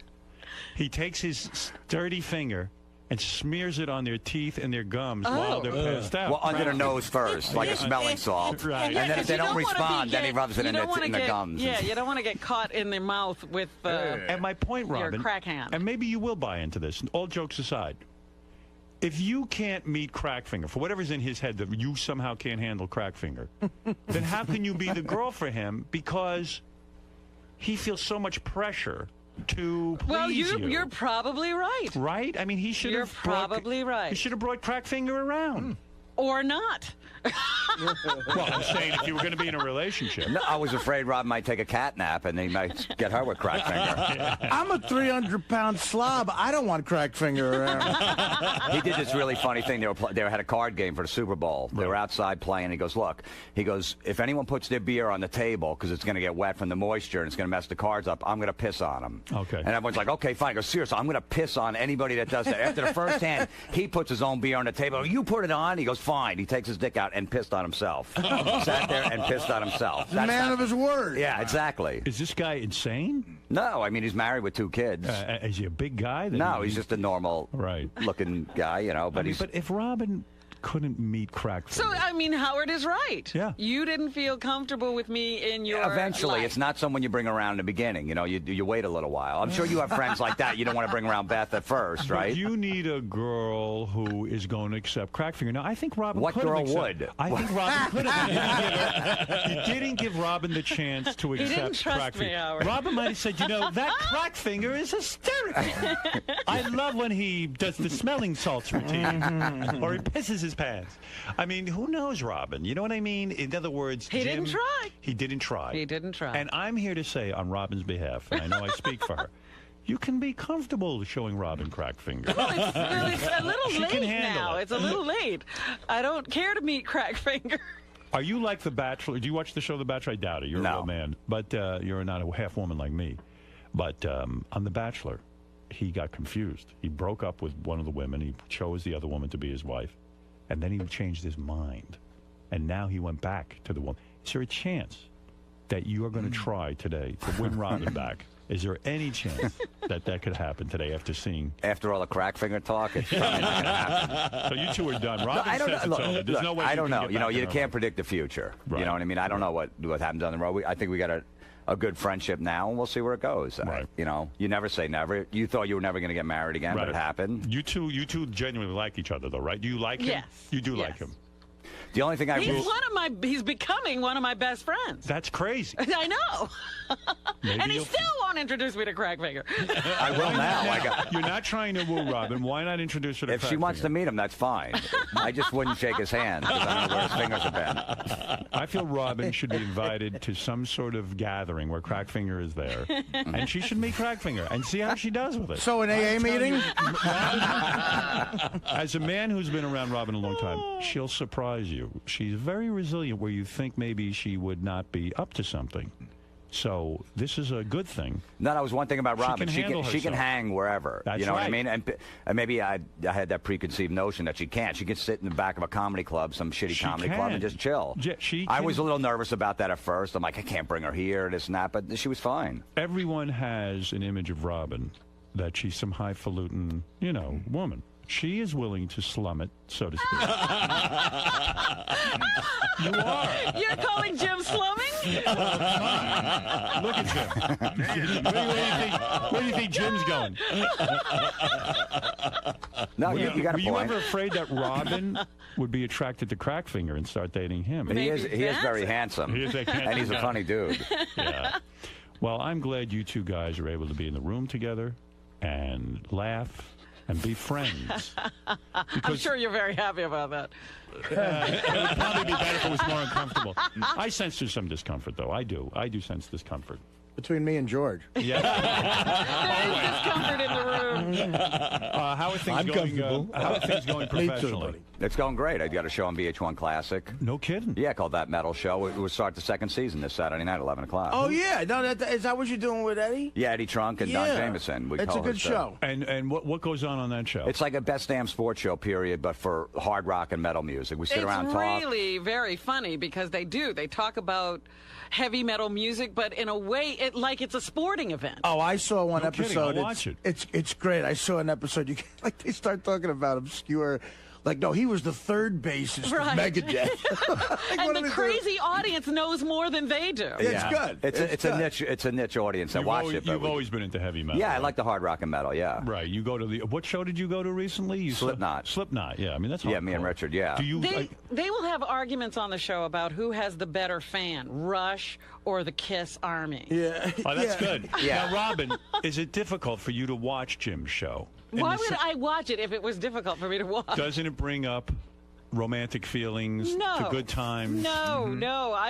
I enjoy the show. Do you ever sit there and watch and go, oh my God, he was inside of me? Oh, no, don't say that to myself. You never say that to No. yourself. No. When you sit here and look at Robin, do you ever go, remember that time in bed and I was inside of you? And I mean, I do that when I watch Howard TV. It is weird to be in the room with someone who was inside of you. But me, I totally forget. See, I do too. I wipe it out. When I see people I used to be with, they're like old friends. I don't remember There's any nothing- of that stuff at all. Wow, I guess I wasn't that good. No offense. But the best the most special sexual experience you have, you think would like sort of be in the room. Like, can you remember it and say, there's the man who gave me that experience? You can't do that. There's the man that shit on me. Well, now that you are trying to put it in my head, I won't go there. Right. It's always weird, but you two are very adult. I like that you We work weren't through it. always. It was a little tough. Yeah, for a that's while. good. That's healthy. You see, I never do that kind of stuff. Like Robin could get angry and you can get angry and then you talk about it and you work things through. I don't do that. Well, actually, I get angry and Jim talks things through. You don't give up on her. When No, she I gets don't. angry, you don't avoid her? There was a point where I was gonna. I just said, "Look, I'm sorry, and I guess we're not gonna be friends." And yeah, it was at one point it was bad. You like to be friends with the people. Yeah, that I'd like to. You have a relationship with somebody. I just don't like to cut them off and never see him again. I feel you're a very sensitive guy. I do feel he's a sensitive He is. guy. He is. He Mhm. does care about He's got a people. big heart. I care about Artie a lot, man. You worried about Artie? Yeah, absolutely. Jim is a good Always. friend to me. He always has been. What do you Well, mean? why don't you take his calls? What? Is that right, Robin? I don't take anybody's call. Artie doesn't take Jim's No, calls? it's I'm too expensive for him as an opener. You know what I mean? When you start moving up, it's like, all right. Well, first of all, I thought we were working together a couple weeks ago, and then you were on the road or something. No, I know. I'm taking going to do down- some shows with him. Yeah. No, but I am there. Absolutely. Look, you don't want to, Well, and he's headlining himself too all over the place. So Who has the bigger fans? Who has the better fans? Kiss Army or Rush? Or Rush? I would say probably Rush. I disagree. I was never a huge Kiss fan. I never really got it. I never got it. I never got I didn't Kiss either. either. I like the stuff, but I never got it. I don't even. I consider that more theatrical kind of stuff. But the Kiss Army, unless I'm wrong, they seem to have made Gene Simmons the richest man in America. They seem to buy whatever Buy shit all he puts that out. crap, yeah. They seem to follow Kiss around, and they really are, ecstatic over them. I don't really know too many Rush. What do you Army. know about Rush fans? Nothing. Nothing. I mean, I don't even know any Rush. But fans. that's why you don't have to be a hardcore fan of metal to like the show because the arguments are just so entertaining. And then you see these guys Yeah. from, what is it, the 80s? They were big? Yeah. Right. They are still dressing the same way. It's the funny. It looks like Halloween, that show. Do you? So why do you think Rush has the better fans? I never got the Kiss thing, so that's why I said Rush. Oh, I see. But to me, either crowd doesn't get any chicks at their shows. Right. But how do you evaluate? How do you evaluate the better fan? I do it by the fact that they support Kiss, and no matter they put out a casket and people buy it. Well, also Rush, hasn't been played on the radio. They put out an album every year, and they sell out like 2-3 nights at the Garden all the time. I see. And you're like they're still around, but they got hardcore fans too. They got Geddy Lee. I mean, They for don't God's just sake. sell all their shit either. What is your fascination with Oz from Stryper? What is that all about? Do you ever? No, I discuss- like that band Stryper. You Richard do? likes them too. Yeah. Do you ever discuss that with Robin, or do you leave her out of that? And we never got to that. That's my point with you and Robin. What? You Look, never we brought went to her into shows. your We world. went to Van Halen. We saw Stone Temple Pilots. Was she fun when you brought Absolutely. her? Then what the hell's She the was problem? drinking beers. I like you two together. You know what I mean? What's the problem? Why are you two not together? You Well, look, love the shows. You can take Robin anywhere. She's got the big cans. She's up for it sexually. Here we go. I know she's good in bed. I just know it. I don't even doubt it. Really, you All think right, so? she doesn't like to blow you, but she'll definitely put it. No, you've admitted that. She doesn't like to Whatever blow. you say. She'll do Whatever it for you say. begrudgingly. She told me that. Okay. You did? You're right. You're absolutely right. Okay. Didn't you agree? I didn't see her make a face before. Like she was going to do the dishes. I feel like you two are perfect for each other. I don't know. It's upsetting to me. I really thought this was it, Robin. Well, you were wrong. I saw You've wedding been bells. wrong before. You saw wedding I bells? saw too? her walking down the aisle. You've been wrong before. I saw her walking down the aisle. I'm telling you. I just feel, pictured I the feel whole thing. bad for Fred too because now he can't do the impression anymore. It really bothers Robin. Yeah, for a while I wanted to kill Fred. This is why I think Robin is still in love with you because she can't even bear to hear Fred. do No, your no, I voice. like it. I always do. loved it. But for that moment that I was not so happy with him, it was a tough thing. People come to my shows, go, "Oh my God, your act isn't that dirty." I go, "So what do you mean?" He goes, "I hear you on Howard Stern every morning, and you're disgusting. The things you say are awful. I didn't want to come see you. My boyfriend dragged me here." I go, "That's not me." Well, would Crackfinger have been your best man if Robin and you did tie? Would he have, Well, I would have hoped that I would meet the best man. He probably either that or one of my brothers. I'd probably bring Crackfinger in just because it's more interesting. I think Robin really liked your family. I think that was devastating for her because she not only lost you, but she lost your entire family. Oh my God! Well, she only met him once, but no, I mean, I do Really? have a close. I'm close with my family and stuff, and she did like that part that I was. She did like it. She Yeah. liked that about you. Yeah, she liked you. I'm telling you. I think. I still like him. You do. It's not a past tense thing. I think the back door is open. If The you wanted back to crawl door? In, if you wanted to crawl in the back door. Which back door? She locked the front door. I don't mean the ass. I'm talking about literally. Robin is closed off to George you. is confused. But who knows? George heard back door. He's like, "Whoa, who's?" I thought when you were talking about Rush, you were talking about Rush Limbaugh. No. Oh, dear George. George, don't you think the two of them were a good couple? I think so. I Yeah. think they're lovely. Even now, I mean, I sense warmth, more than warmth. The real We have a great deal of affection for undertow each here. other. That's it's not a secret. Roy, I mean, Roy. You just called him Roy. My friend Roy's in the dresser. Do you think I look gay with this turtleneck on? That's what I want to know. I think you look very good. You look very. That means dashing. you look gay. That means gay. And If he said that. You well, look very good, Artie yeah. dressed in black yesterday too. I did, yeah. but not George, here. are you attracted to Jim as a man? You know, I'm attracted to beautiful people. Is he man, beautiful? Man or woman. Yes, he's very attractive. Right, Robin. What would you do to him? What would Would you blow him? Well, Robin doesn't like blowing. I think, Robin, I don't need to tell you. George, I got an extra orifice on my neck open. So. I got to tell you, so Jim put out a new Terrorizing Telemarketers, Volume 5, believe it or not. We play his stuff Good all Lord. the time. In fact, when we started the channels, I think Jim was 90% of the programming because we always played his phony phone calls. But I heard this one. This is a great premise. I'm going to, if I may, I want to play a clip from Please. this.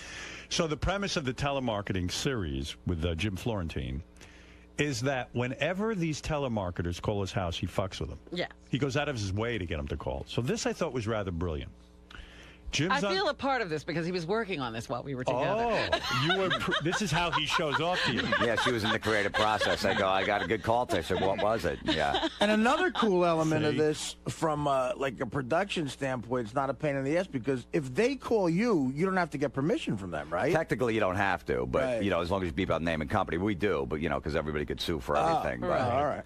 So listen to this. Jim gets a call from a telemarketer, and he, in the middle of it, there's a guy from the phone company working on the pole outside who interrupts the phone call and starts to advise Jim during the telemarketer's pitch. That's Don Jamieson, my buddy Don. Oh, is that Don? Yeah, Okay. yeah. Well, this is great. This is really good. Enjoy this one. This is from Terrorizing Telemarketers, Volume 5, Jim Florentine.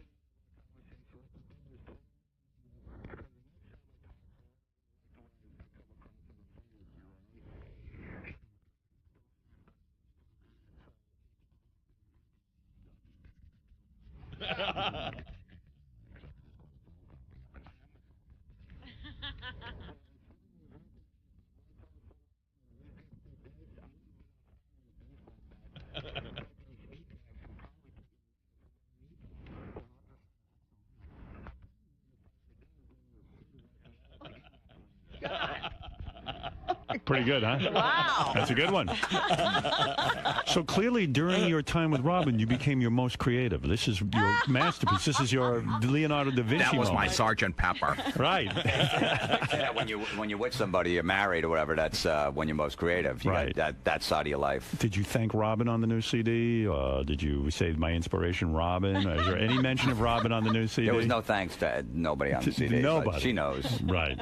Well, Robin, I feel you were his Yoko during this. She almost phase. broke up me and Don Jameson, my partner. Well, congratulations on the new TV show On That Metal Show, premiering this Saturday night at 10 o'clock on VH1 Classic. 11. Oh, it says Saturday night at 11 on VH1. Didn't I say that? You said 10. I did? Gee, why the hell would Are I you say getting like dyslexic over that? there? I think something's wrong with me today. Yeah, we got Black Sabbath, we got Metallica this season, Queensryche. You mean they're coming on Anthrax, yeah, all those guys, yeah. Metallica's coming well, on your Lars, show? we did an interview with Lars, yeah. Right. We have Black Sabbath coming in today. We're taping our last shows today. Wonderful. Well, let me tell you something. You are at your most creative, and I think it had something to do with Robin's influence, but I can't prove it, and not that she's looking for anything, but I want to say that myself. So you're saying if I do a Telemarketers Volume 6, I should get back with her? Yes.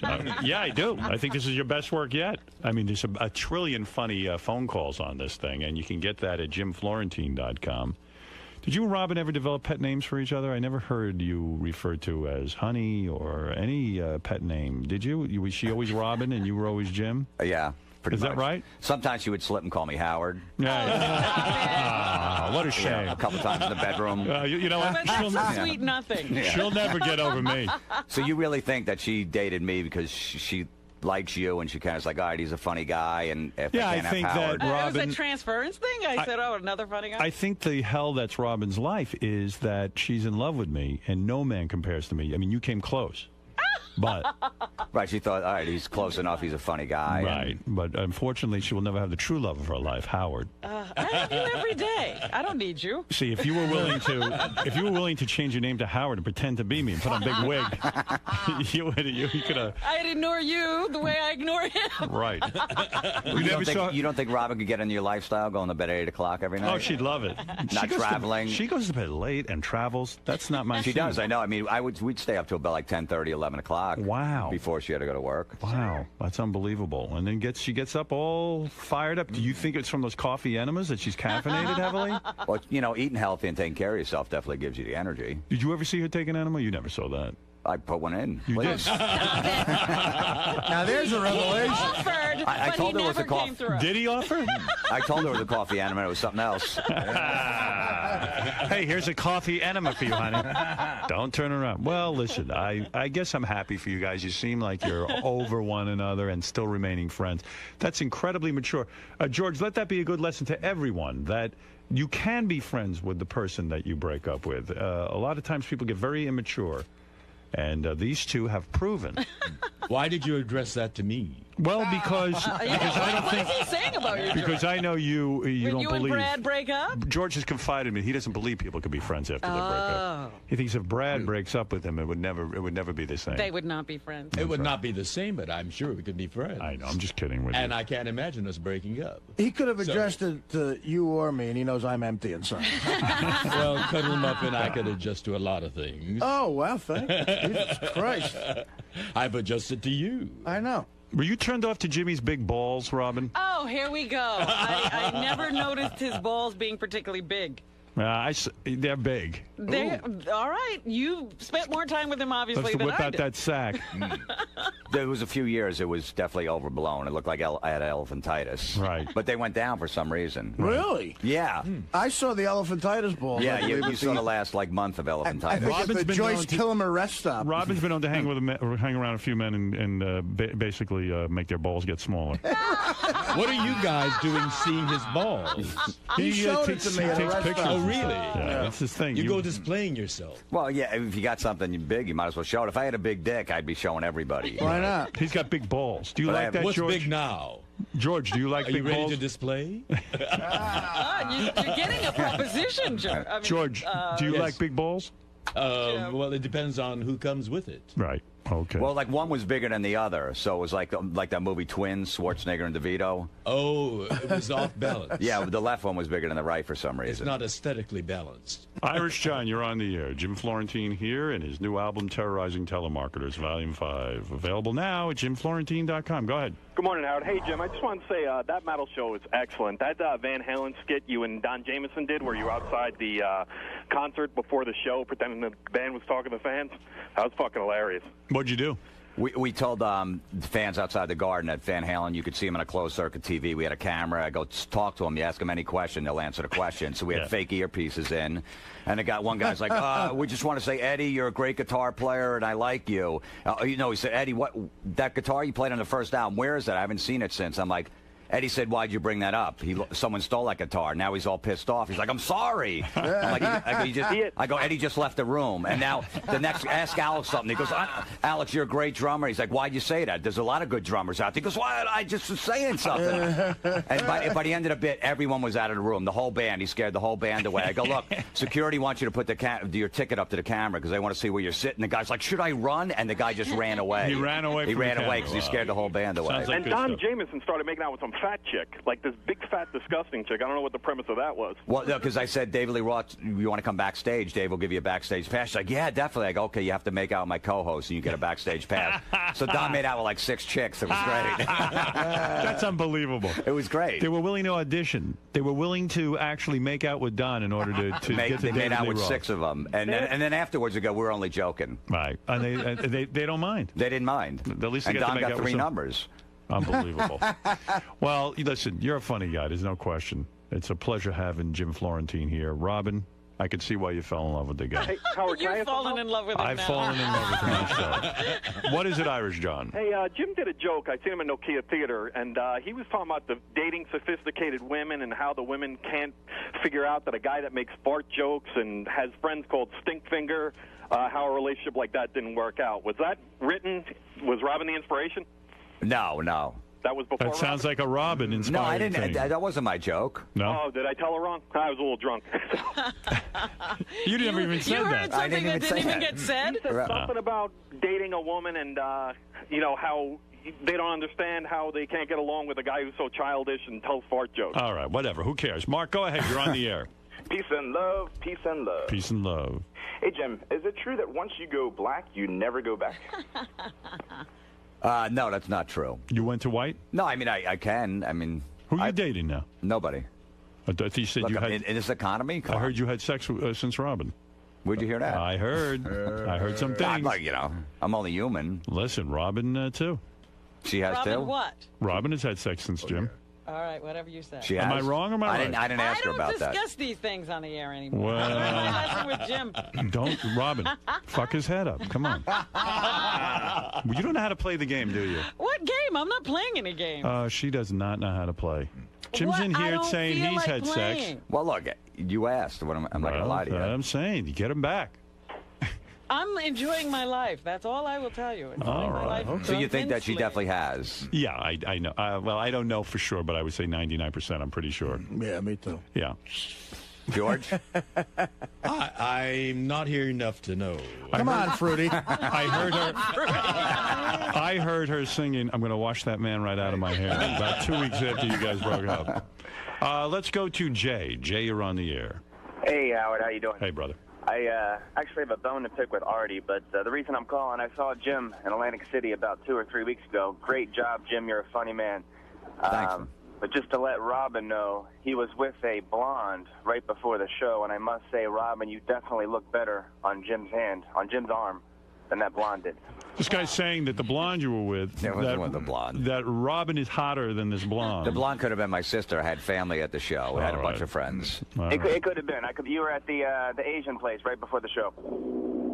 In the Showboat Casino. Were you at the you were not there? I don't know if the Asian place. Was there a lot of Asian? Don't say that in front of George. Massage parlor? Oh, no. Yeah. Yeah, the massage. Now, are you guys now good enough friends that you can talk about to each other in private who you're dating? I mean, are you guys, or is it still awkward to even bring that up? We haven't brought that up to each other. That hasn't been brought up. So you're not that good of friends. You can't confide in him. Hey, I'm seeing someone now, and gee, the guy. If I was serious about somebody, I might do that. Sure. I see.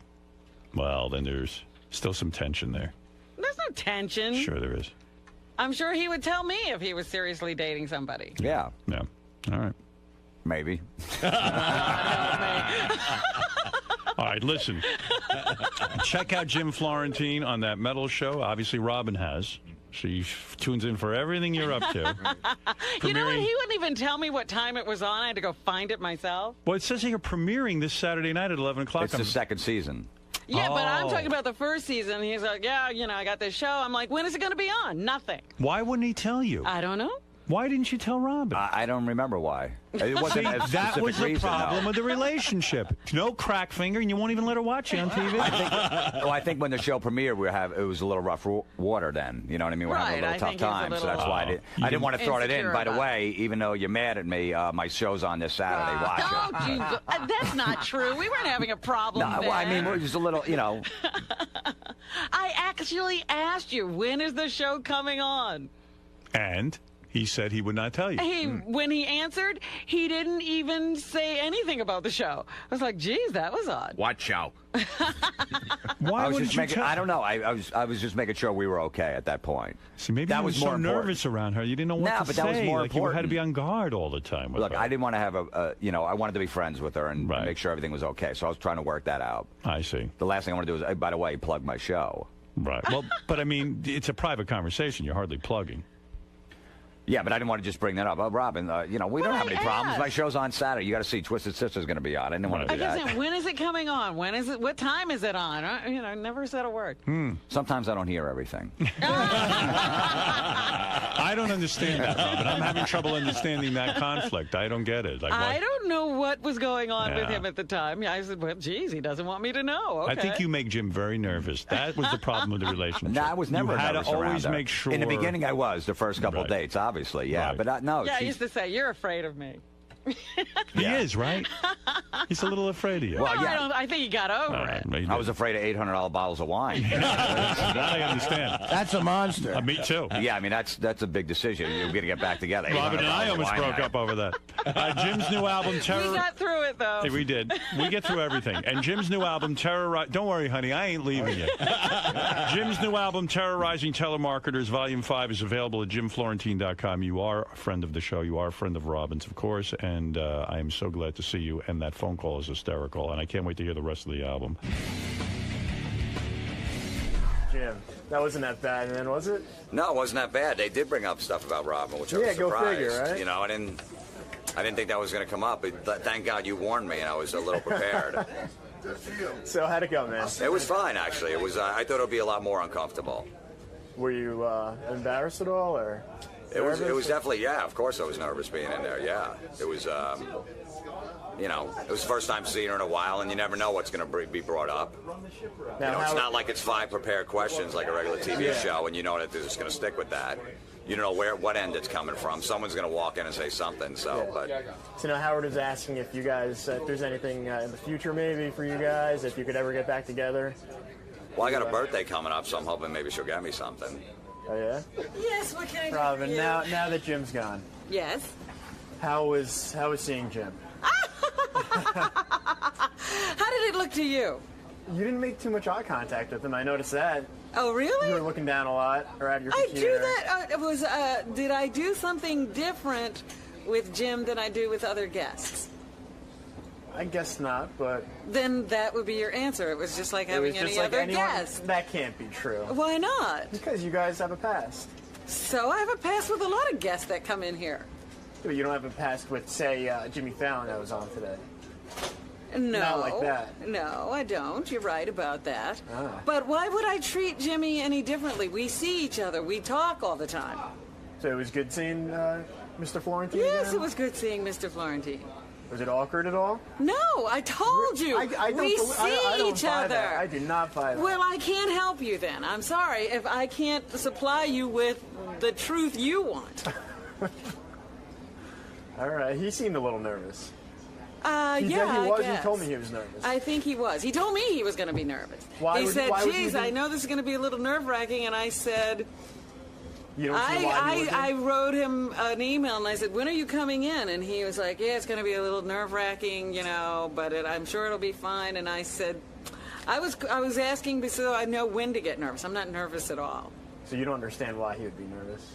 Oh, he doesn't do this every day. Oh, okay. So you're maybe it's a used to big it, thing yeah. for him, yeah.